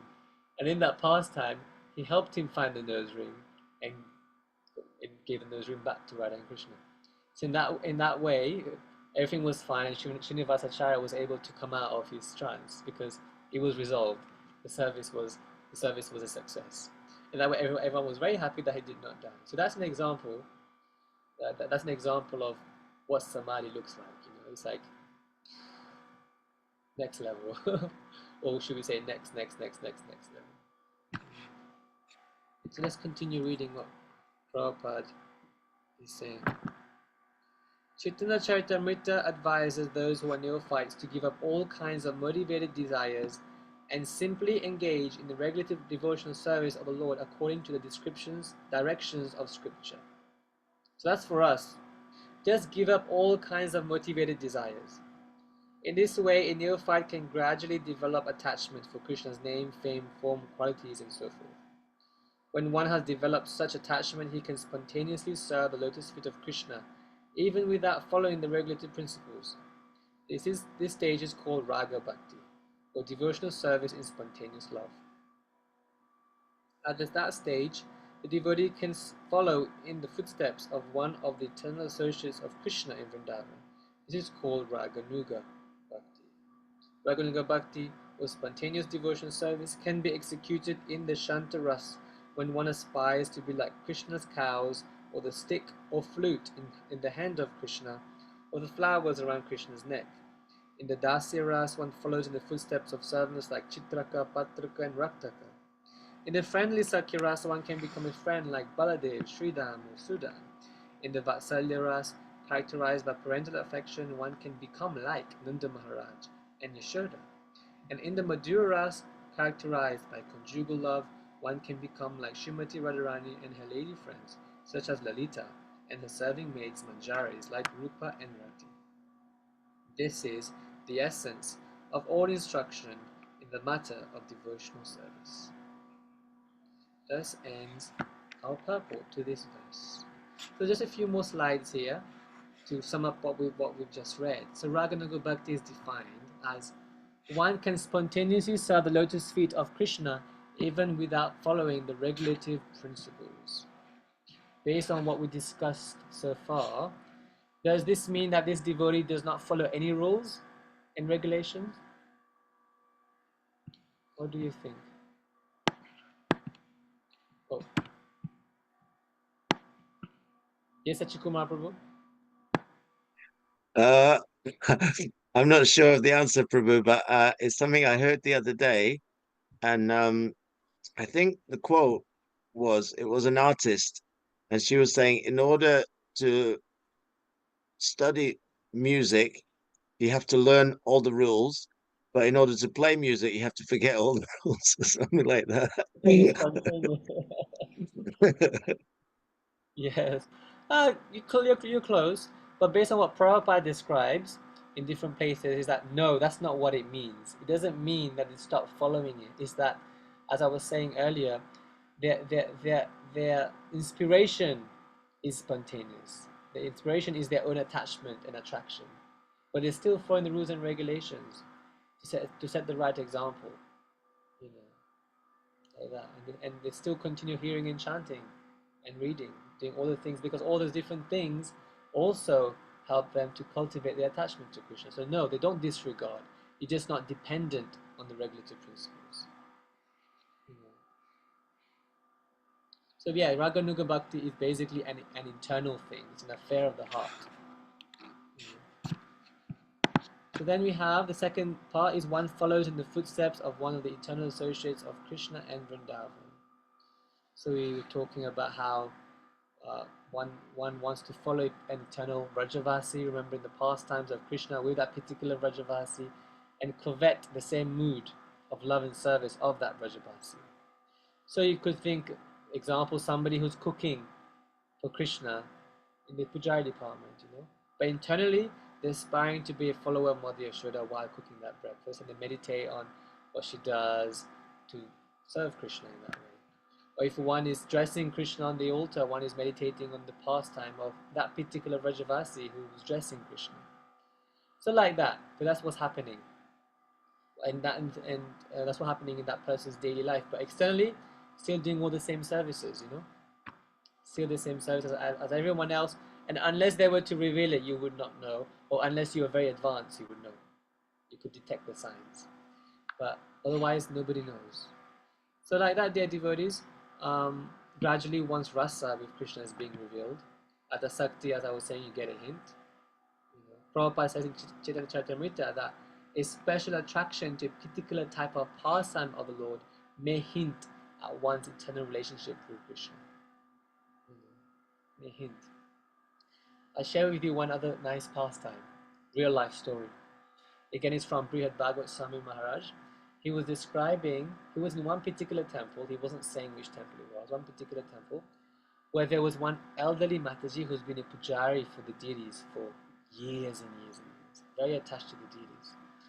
So that Mataji, one day she got very sick, so she couldn't move, so she was bedridden for quite a while, she couldn't do anything else. And this one girl, one younger Mataji, was dressing the deities. And one day, that senior Mataji, who was not well, got really, really upset with that younger Mataji. Very, very upset. And they were like, why is she upset? We can't understand. Why is she so upset? And apparently became quite a big thing, so they called Brihad Bhagavad Swami Maharaj to come and talk to her.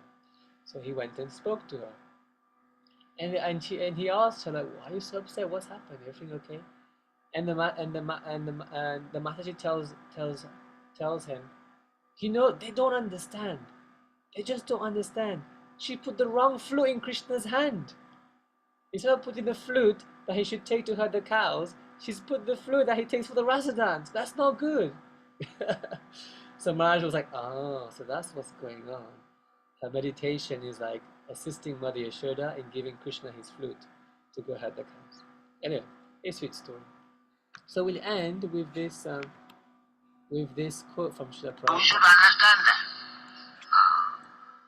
Therefore, intelligent man, they should inquire where we shall enter family life and we can eternally enjoy.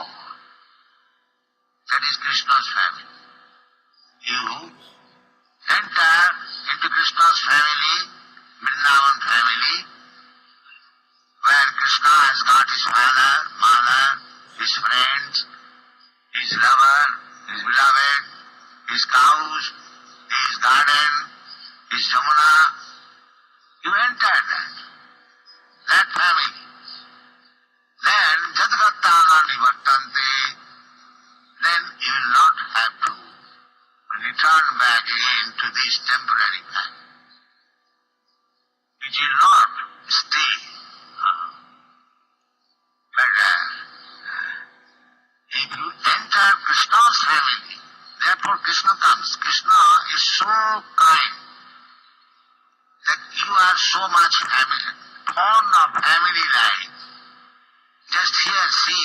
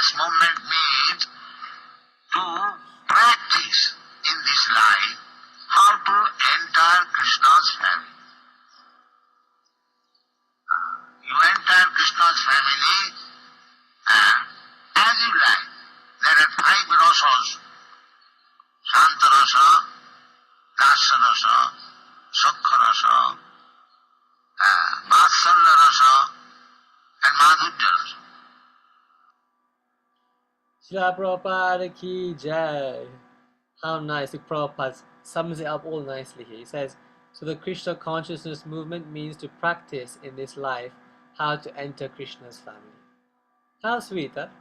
Very sweet. So we'll conclude the discussion on this verse for now. Shri Radhanandeshwara Bhagavan ki jai. So we'll take a break for like 15 minutes, for like 10 minutes maybe, and we reconvene at 12:30. Is that okay?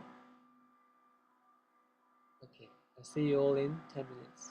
Shri Prabhupada ki jai, Ananta Koti Vaishnavrinda ki jai, Nitai Gaur Premanandi, Hari Hari Bol.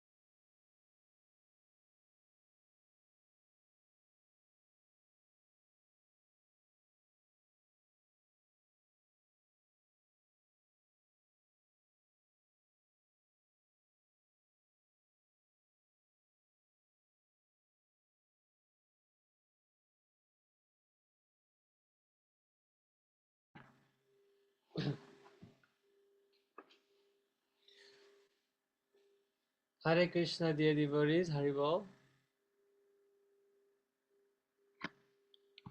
12:30. Hare Krishna, Prabhu. Haribol, Mataji. No one else is here. Hi Krishna Prabhu. Haribol, Hare Krishna. Okay, we'll just wait a couple more minutes and then we start. It's hard on Zoom, because we don't always see everybody.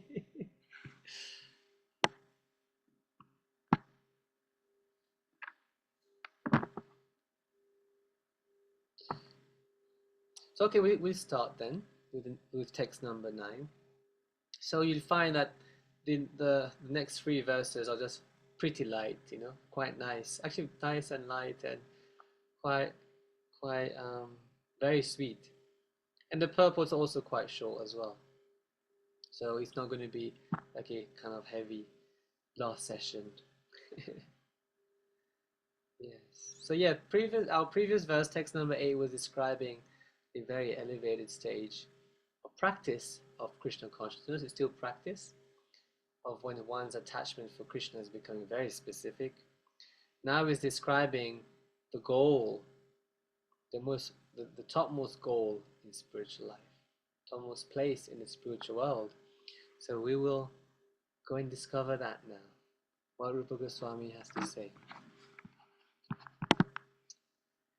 Vaikunta janito vara madhupuri tetrapi rasotsava Vrindaranya mudara pani ramanat tetrapi govardhana Radha kundamihapi gokulapate premamrita plavana Kuryadasya virajato giritate Sevam viveki naka.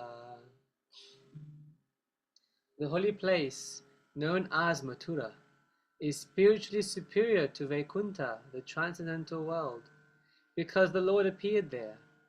Superior to Mathurapuri is the transcendental forest of Vrindavan, because of Krishna's Rasalila pastimes. And superior to the forest of Vrindavan is Govardhan Hill, for it was raised by the divine hand of Sri Krishna and was the site of his various loving pastimes. And above all, the super excellent Sri Radha Kund stands supreme, for it is overflooded with the ambrosial nectarian prema of the Lord of Gokula, Sri Krishna. Where then is that intelligent person who is unwilling to serve this divine Radha Kund, which is situated at the foot of Govardhan Hill? Jai Shri Radha Kund ki Jai. So we go back to our devotional Kripa, and our devotional Kripa says that this verse and the rest of the verses are dealing with the last 2 stages of Krishna consciousness, bhava and prema. So what is bhava, dear devotees? Bhava is the platform of purified goodness. By such purified goodness, one's heart melts in devotional service. Bhava Bhakti is the first seed of love of Godhead. This emotional stage is there before one attains pure love. So a Bhava Bhakti devotees, one is basically liberated. One is like beyond the modes of material nature. Sagunan samatityetan. And one is on the doorstep of prema.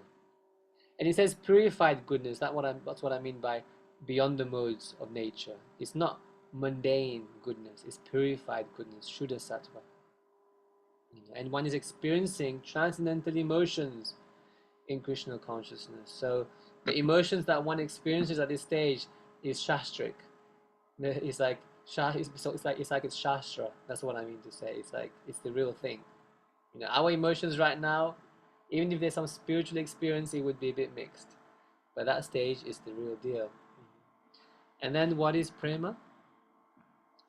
When that emotional stage of bhava intensifies, it is called prema bhakti or transcendental love of Godhead. Such love is life's ultimate goal and the reservoir of all pleasure. It's life's ultimate goal, dear devotees. Does everybody want prema here? I hope so. I hope so. Sometimes we say we do, but then our hearts are like, No, I just like this material. But Rupa Goswami is telling us, remember, he's our well-wisher. He's telling us, prema is the highest thing. There it is.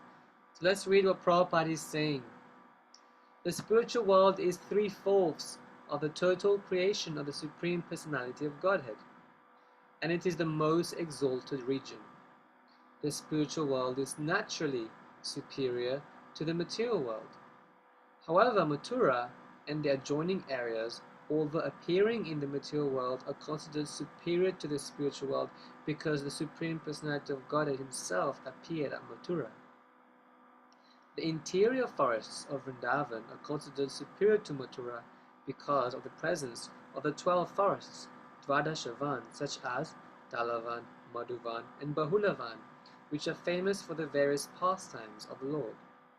Thus, the interior of Vrindavan forest is considered superior to Mathura, but superior to these forests is the divine Govardhan hill, because Krishna lifted Govardhan hill like an umbrella, raising it with his lotus-like beautiful hand to protect his associates, the denizens of Vraja, from the torrential rain sent by the angry Indra, the king of the demigods.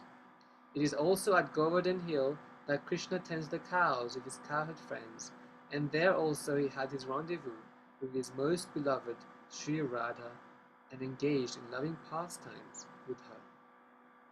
Radhakund at the foot of Govardhan is superior to all because it is there that the love of Krishna overflows.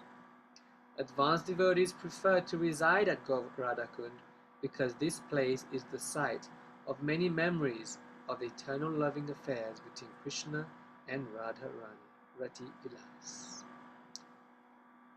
So dear devotees, we are finding in this verse that there is a certain hierarchy in the transcendental realm, in the spiritual world.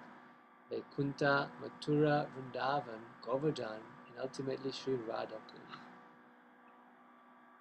So let's explore these different places a little bit. So the first place that's mentioned is Vaikuntha, the spiritual world. So Vaikuntha, dear devotees, the spiritual world is that part of the spiritual sky. There are many Vaikuntha planets, spiritual planets. And what is the meaning of Vaikuntha? It literally means the place that has no anxieties. So yeah, we want to get there, in one sense. Vaikuntha is better than this world. And in Vaikuntha, the Lord is worshipped in awe and reverence. Oh, Lord of Lords, we worship Thee, and we bow down to You, and all this great, it's like when the king comes by, how do you honor the king? So that's how it is in Vaikuntha. His awe and reverence is there. But Rupa Goswami is saying that higher than that, those Vaikuntha planets, is the Mathura that's appeared on this planet Earth. Why is it so? Because Krishna, in his original form, appeared there. And as we know, the whole of Vrajamandala is also is actually a manifestation of a higher part of the spiritual sky as well. So beyond if you look, maybe I should have presented the map here, but there's a map, if you've ever seen it, of the Vaikuntha planets at the bottom, and at the top you have Goloka Vrindavan. So even there are places higher than Vaikuntha. And the whole Vrajamandal area is basically higher than Vaikuntha. So here in Mathura is very special because the Lord in his original form appeared there. He appeared there. So Nectar of Devotion describes that any person who becomes attracted to places other than Mathura will certainly be captivated by the illusory energy. In the Brahmanda Purana it is said that all the results of traveling on all the pilgrimages within the three worlds can be achieved simply by touching the holy land of Mathura. In many Shastras, scriptures, it is said that simply by hearing, remembering, glorifying, desiring, seeing, or touching the land of Mathura, one can achieve all desires. Actually, I have to correct myself. I said that Krishna appeared in his original form in Mathura. That would be a mistake. He appeared in his original form in Vrindavan, in Gokul. But anyway, that's for a different time, that discussion. But the point is, Mathura is is higher than Vaikuntha. And it's also described that there's a verse that says How wonderful it is that simply by residing in Mathura, even for one day, one can achieve a transcendental loving attitude towards the Supreme Personality of Godhead. This land of Mathura must be more glorious than Vaikuntha Dham, the kingdom of God. So just imagine, Vaikuntha you can't get there, but Mathura you can walk there. Well, at least physically. Not walk, maybe take a plane first, but you can walk in Mathura. And if you have the right consciousness, you can achieve a transcendental loving attitude towards Krishna. But higher than Mathura is the forest of Vrindavan.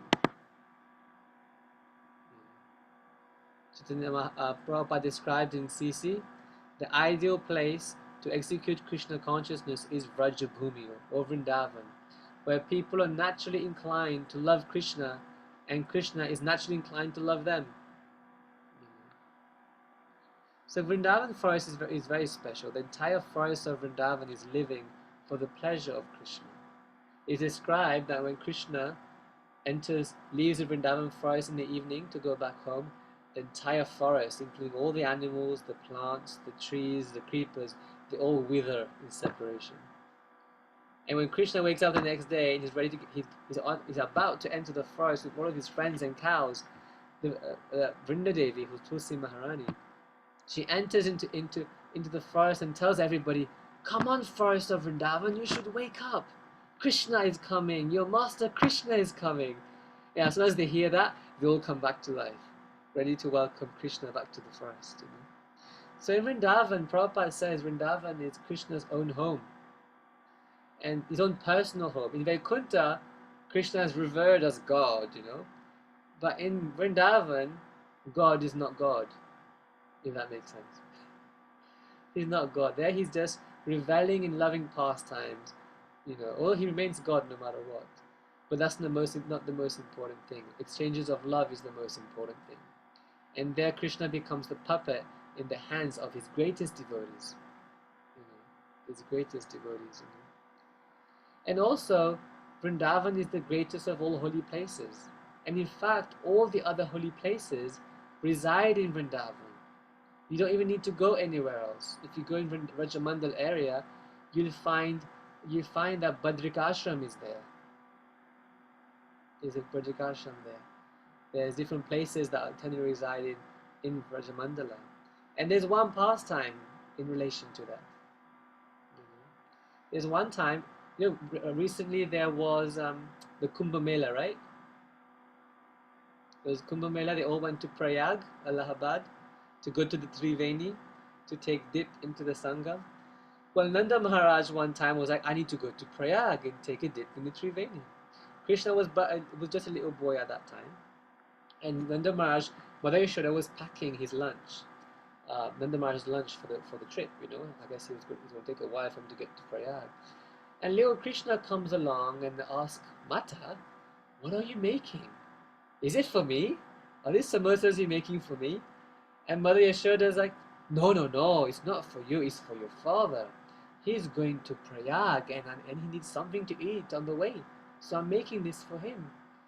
And Krishna's like, oh. So Krishna's on his way. Nanda Maharaj takes his lunch and he's on his way down Nandagram hill. And in Nandagram, we were talking about Nandagram earlier, at the base of Nandishwara hill, there's a pond called Pavan Sarovar. So Krishna was accompanying Nanda Maharaj, and Nanda Maharaj was going to take a bath first in Pavan Sarovar, and then he would be going. But when they went there, they found that there was this beautiful, effulgent, demigod-like person taking a dip in Pavan Sarovar.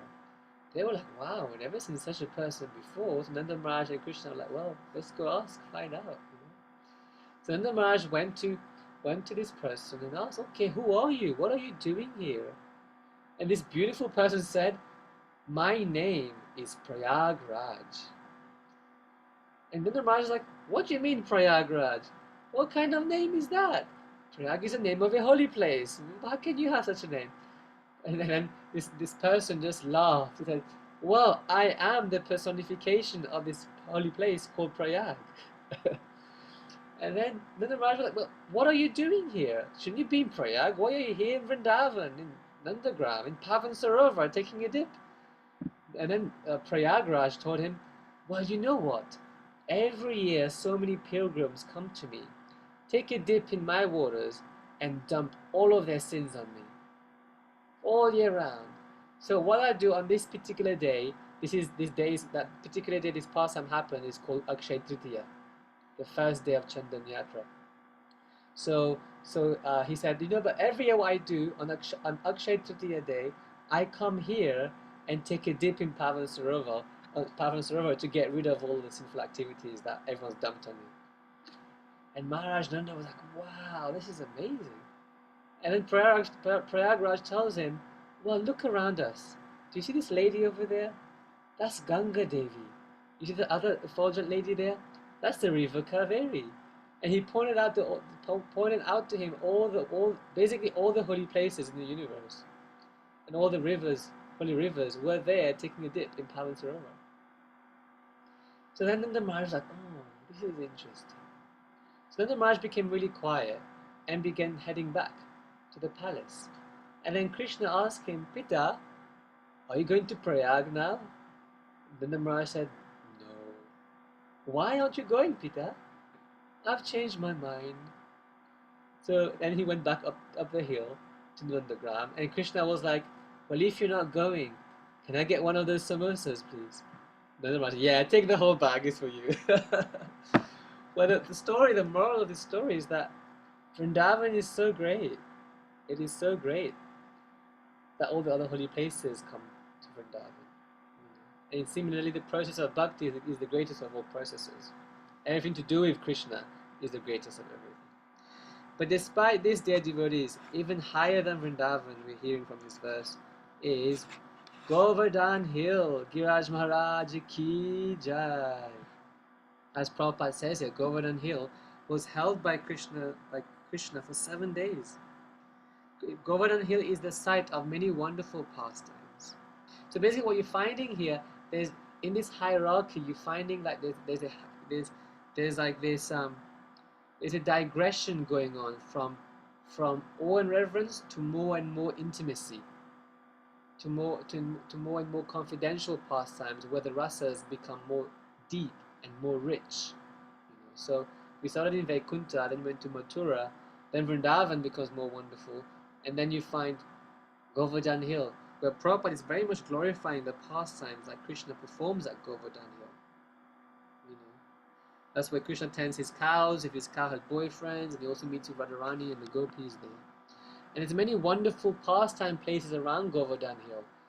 Actually, the pastime places around Govardhan Hill are actually, I don't know, from what I've heard, is probably more than 176. Just around Govardhan Hill, because I know one devotee went there recently and they visited around 176 places, so there must be more than that, if not that exact number. So here you find very exciting pastimes going on around Govardhan Hill. It's really wonderful. If you know, right at the foot of Govardhan Hill, there's this place called Govinda Kund, and that kund was formed from the Abhishek of Krishna after the Govardhan Hill pastime. The demigods came to do really amazing Abhishek for him, and that Charnamrita collected at the base of Govardhan Hill and became known as Govinda Kund. That's just one holy place around Govardhan Hill. So Giriraj is very special amongst the devotees. You know why? Because Srimad Bhagavatam glorifies Govardhan Hill. There's this verse in the 10th canto, Hantiyam Madrira Bala Haridasa Varyo Yad Rama Krishna Charanas Parasha Pramoda Manam Tanoti Sahago Ganayosto Yoryat Pani Yasuya Vasakandara Kandamulaya. That verse says, of all the devotees, this Govardhan Hill must be the best. Why? Because he offers the best service to Krishna. He offers wonderful fruits, flowers, vegetables, caves for Krishna to stay in, and wonderful water to drink. So really, Krishna Giriraj must be the best of all servants. But here's one not so known pastime about Govardhan Hill. Govardhan Hill actually emanated from Krishna's heart. Quite amazing pastime. And that happens in the spiritual world, is described. That one time Srimati Radharani asked Lord Krishna, please can you create this a wonderful playground for us to have pastimes in, which would be very wonderful. Yeah, something that's the most wonderful thing that we haven't seen anywhere before. So what Krishna did, he sat down and went into a kind of meditation. He sat in a yoga posture. It was in meditation, closing his eyes. And as he meditated, some kind of special substance came out from his heart, which was neither fire, neither liquid. And as it came out of him, and he began to take shape, it took the shape of a small hill. But then it began to become bigger and bigger and bigger and bigger. And as it became really bigger and bigger and bigger, it became so big that it was threatening to take over the entire spiritual world. It became that big and was causing distress to everybody, that this mountain is taking everything. And then Krishna had to slap this mountain back. Stop. You should not cause distress to everyone else. So then the hill took on a better size. And that's how Govardhan Hill appeared in the spiritual world. So Govardhan Hill is very special, incredibly special. Here we have our own Govardhan Shila. He's from Soho Street. He's our Giriraj. Because of him, we can have Vrindavan in London.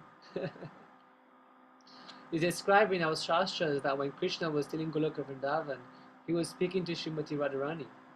And he told her that, it's time for us to appear on this planet Earth, in the material world, to save everybody. And Srimati Radharani, and he told her, well, you should come with me.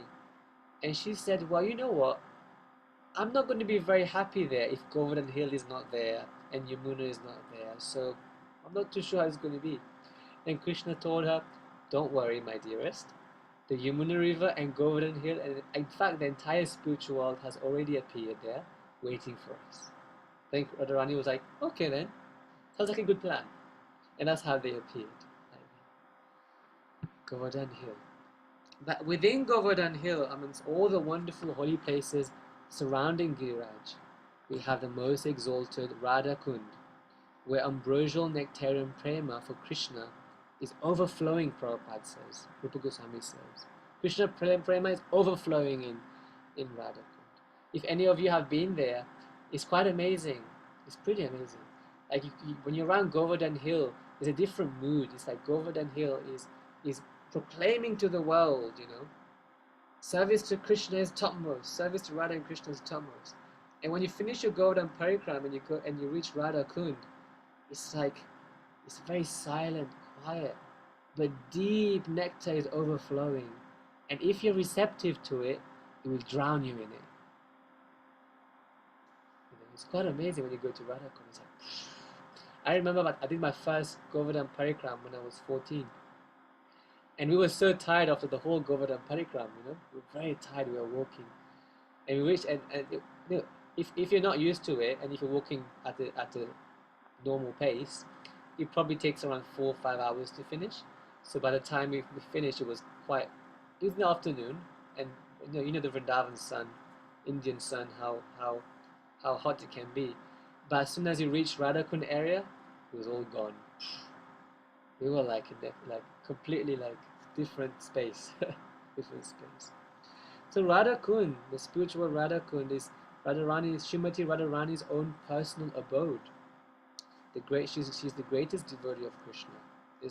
There's no greater lover of God than her. So therefore, in this abode, this part of the spiritual sky, the spiritual relationships are even more condensed and sweet. They're even more rich, and they're even more deep. So therefore, Radharani, she's the only one who experiences the topmost level of love of God. It's called Mahabhav. And her own kunda, her own personal kunda, is overflowing with that. She is the origin of Madhura Rasa. Here's another beautiful picture of Radha Kund and Shyama Kund.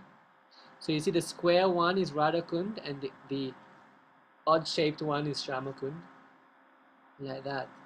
So, who would like to hear of how Radha Kund appeared in this world? Should we narrate this pastime? Yes. Nityananda Prabhu says, yes, let's narrate this wonderful pastime. So the story goes, it's a wonderful pastime actually. The pastime goes that Krishna, there was one big demon that came to attack Vrindavan. Actually, Krishna was about to perform the rasa dance with his gopi girlfriends, you know. And this really big demon named Aristasura came. You know, he came. And he was really horrible looking. He was really big. He was really big, gigantic bull. He was so big that he looked like a mountain. And his tail would like would spin the clouds above, you know.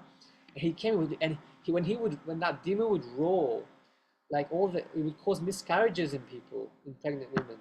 It was so horrible. When he was coming, he disturbed the entire Vrindavan area. And Krishna was like, how dare you disturb my abode, you know? So Krishna went up to him. And Krishna greatly insulted him, and he began charging at Krishna. And Krishna just took him and just with like a whack, and just like killed him, you know?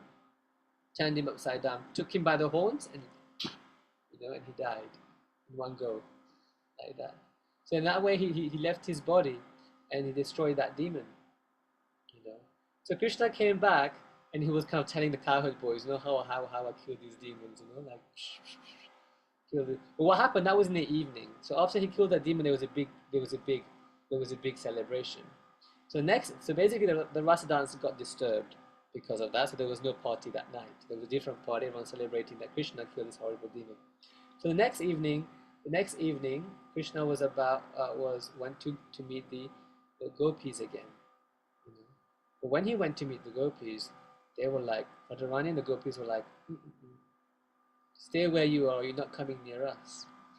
And Krishna's like, what do you mean? Like, we always have our Rasa Leela pastimes, what's wrong? And Radharani is like, no, you know what you've done? You have killed a male cow. And that is an offense, that's sinful. So if we come anywhere near you, we're going to get contaminated, so stay away from us. And Krishna's like, oh, whatever. Not again. You know, I'm the most pure of all pure. Like, what do you mean I get contaminated? But dear devotee, this is Vrindavan. In Vrindavan, just to give Krishna pleasure, the devotees act in these ways, you know, the contrary of Krishna, especially the gopis. Well, one type of gopi, they're very contrary with Krishna. So Krishna was like, okay, then, if I've committed this sin, then what should I do then? You know, how can I repent? Then Radharani was like, well, what you could do, you know what you could do? Take a dip in every single holy river in the entire cosmos. That should do it. Krishna's like, oh, okay. Should I go everywhere? Well, I don't want to go everywhere. You know what I'll do? I will call all of them here. So what he does, Krishna strikes his heel into the ground and creates a huge, like, you know, cavity in the ground. And he calls upon all the holy rivers in the universe to appear there. And they all appear there, and within seconds, this cavity becomes filled up with water. Krishna goes in there and takes a dip, and he comes out. And he mockingly tells them, well, look, I'm pure now, you know. And the gopis say, what? Well, how do we know this is all the holy rivers in there? Prove it. So Krishna said, okay. He spoke to the holy rivers and told them, please come and introduce yourselves. And they all introduced themselves. Okay, I am this river, I am that river, I'm that river. It is said even the milk ocean came. You know, it all came up here like that. So they all bowed down. Yes, I am this, I'm so and so, I'm so and so. Okay, well now. Then Krishna becomes a little bit proud. He's like, Krishna's not proud the way we are. He's proud. His pride is transcendental. He only exhibits these natures to increase the love of his devotees. So Krishna was acting in a very prideful way. He's like, you know, I'm so pure, but you guys, what religious duties have you guys done? You know, you are contaminated now. I'm not going to associate with you. And Radharani and the gopis are like, oh, this boy is too much. So Radharani is like, you know what? We'll create our own kund, you know, and we take a dip in there. So not too further away from where Krishna created his kund was like a depression that Aristasura had created. So the description goes that they broke their bracelets and used their bracelets as tools to dig the hole, to make the hole even bigger. They began digging into the hole, and they got a pretty good size of a kunda in front of them. And Krishna's like, well, why don't you just take the water from my kund? They're like, no, we're not going to take your water from your kund. What we're going to do, we're going to make a long line all the way from here to Manasi Ganga river and collect water there and fill up our kund. That's what we are going to do. That's what all the gopis did. How many trillions of gopis that there were. Long line all the way to Manasi Ganga, and we're trying to fill up the kund. And Krishna is just feeling so much compassion for his devotees. Like, why should they work so hard? You know, they should just take the water from my kund. You know? So then Krishna gestures to the waters in his kunda, and the personalities who were there, they kind of had a representative of sorts, and he came and went to Srimati Radharani and fell at her feet, and he prayed, "It would be our greatest good fortune to be able to enter into your kunda. You're the dearest person to Krishna, and that would be our greatest fortune if you would allow us to enter into your kunda." So Srimati Radharani is looking, and she glances at Krishna from the corner of her eyes, and she looks at that representative and says, "Okay, you can go with me." And there was a huge crash where all those rivers broke the banks of Krishna's kund and entered into Radharani's kund, and a little waterway was created that connected the two kundas. In that way, that Radharani's kund was formed. So everybody was really amazed at this wonderful turn of events, and Radharani made a promise to Krishna that no matter how many Aristasuras you kill, I will always take a dip in Shyamakund.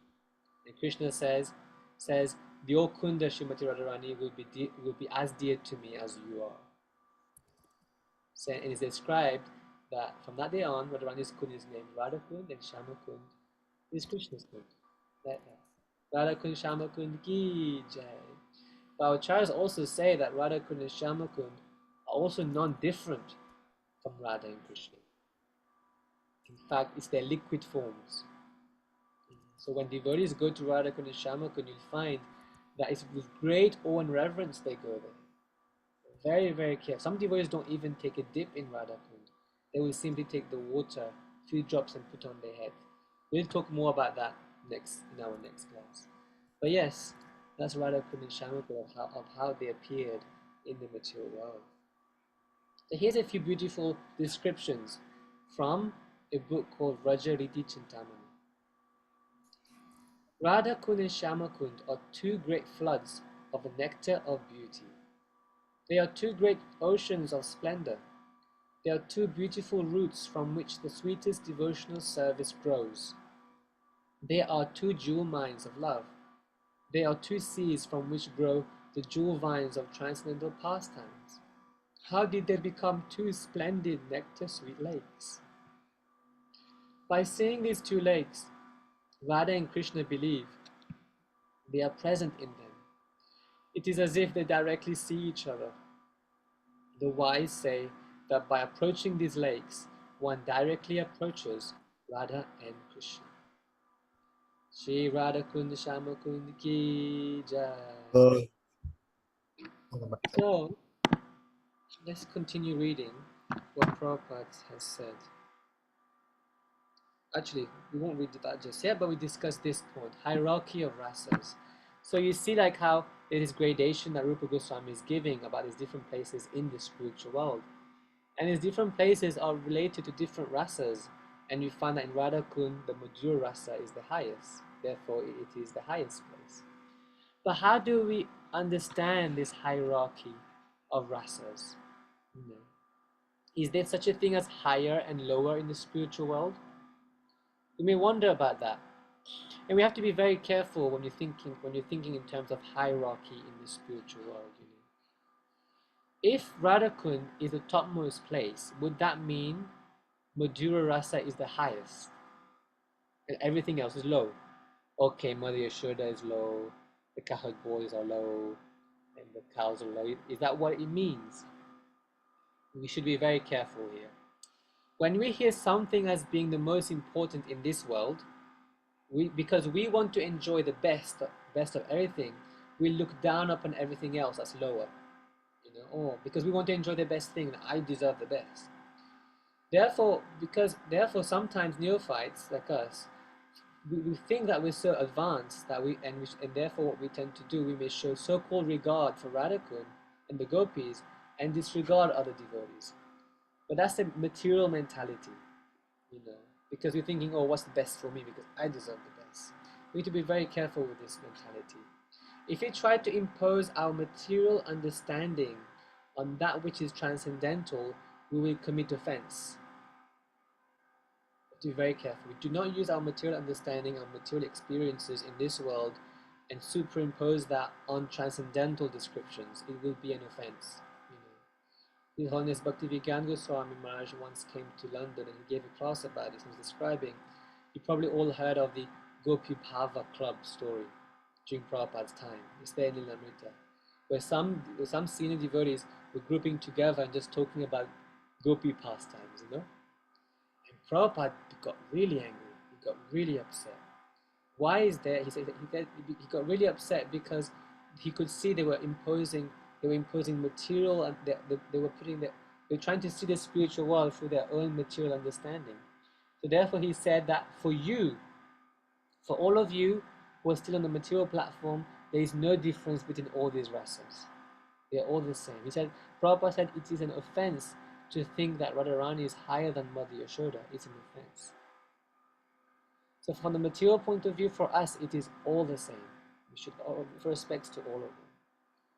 But in the transcendental sense, there is a difference. We will see this. I have a few quotes from Chaitanya Charitamrita here.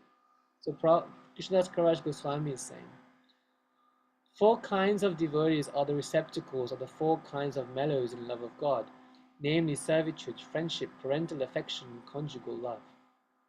Each kind of devotee feels that his sentiment is the most excellent, and thus in that mood he tastes great happiness with Lord Krishna. But if we compare the sentiments in an impartial mood, we find that the conjugal sentiment is superior to all others in sweetness. Increasing love is experienced in various tastes, one above another. But that love which has the highest taste in the gradual succession of desire manifests itself in the form of conjugal love.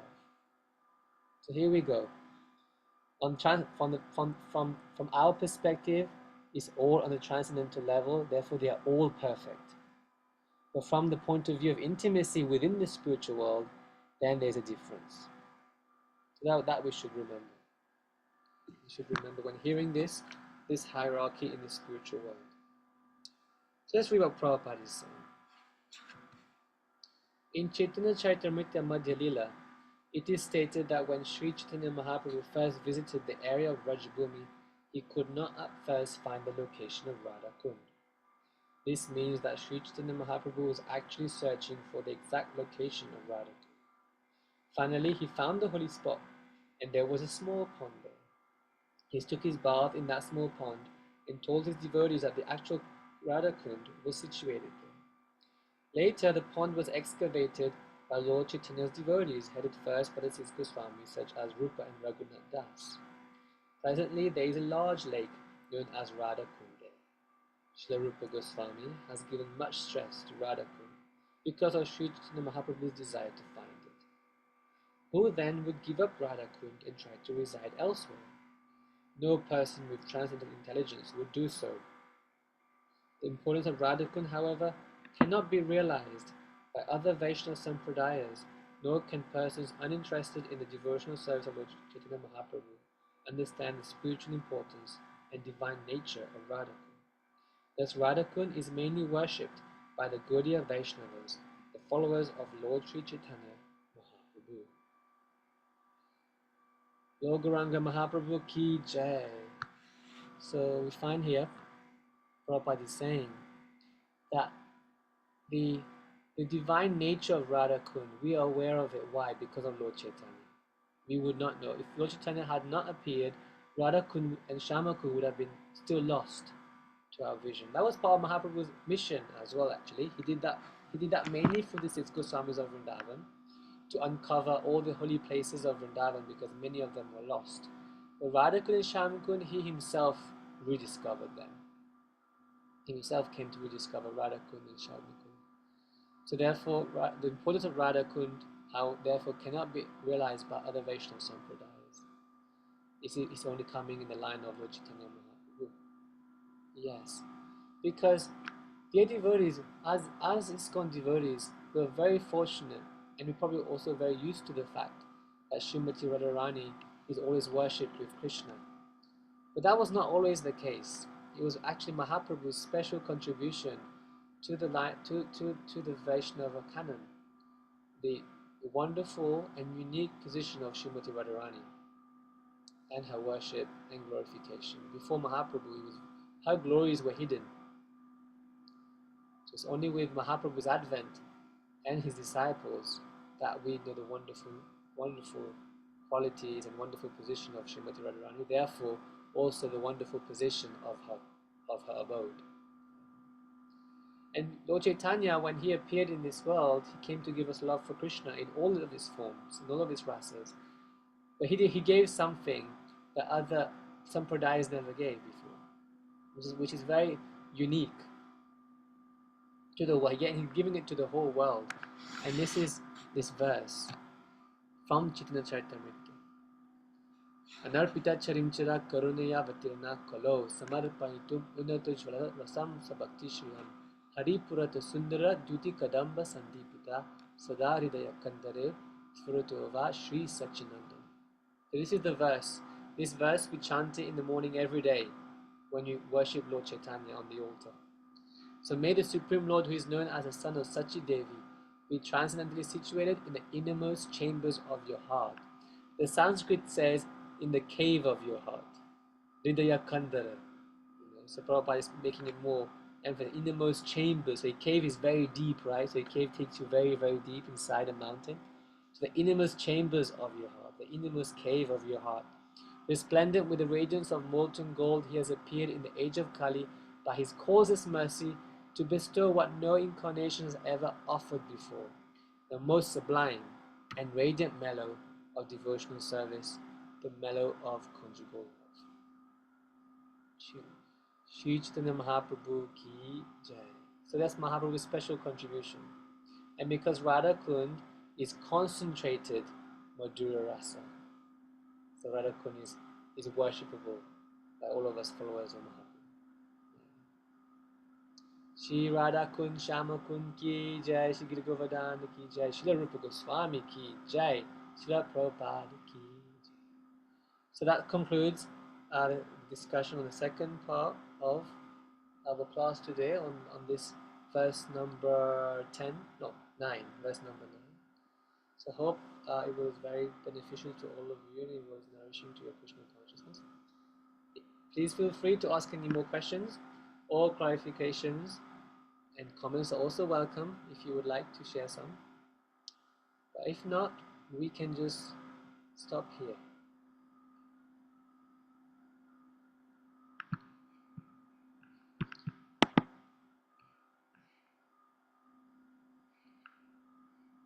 Well, Brandon Prabhu says it was a very ecstatic class.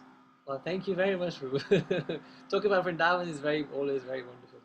Yes, Sachikumar Nimai Prabhu. Prabhu, thank you. Yeah. You shared a picture there. Looked like an aerial picture.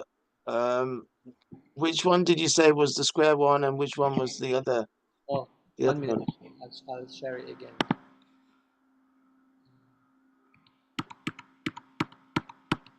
So the one in the foreground is Radhakund, so the square one.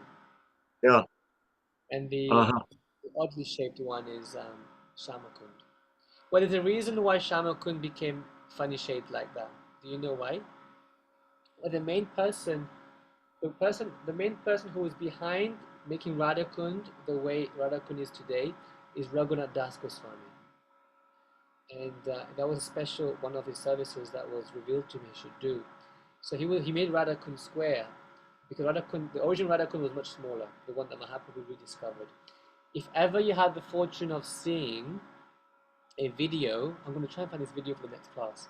a video of when they clean Radha Kund. They empty the whole of Radha Kund and they clean. You will see the original one which Mahaprabhu had discovered.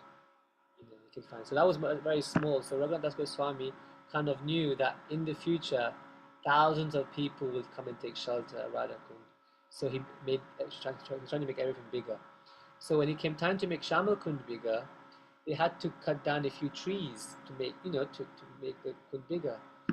And in his dream, the 5 Pandavas appeared to him and said, "Please don't cut these trees. We reside here as trees, and we perform bhajan. We meditate on Krishna, in the form of these trees. So please don't cut us down." So out of respect for them, he had to keep those trees and had to go around the trees. Therefore, Shamal Kund ended up getting this kind of shape. Thank you, Prabhu. Hare Krishna. Beautiful picture, no?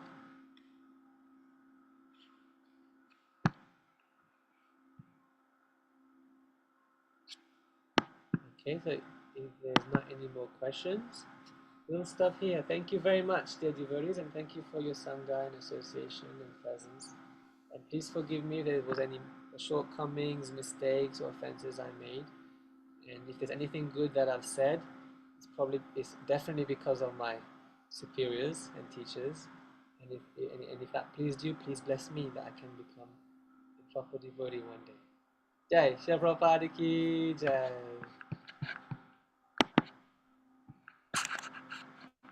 Thank you very much, Prabhu. Hare Krishna. Hare Krishna. Thank you, Prabhu. Bye-bye. See you all soon. Hey.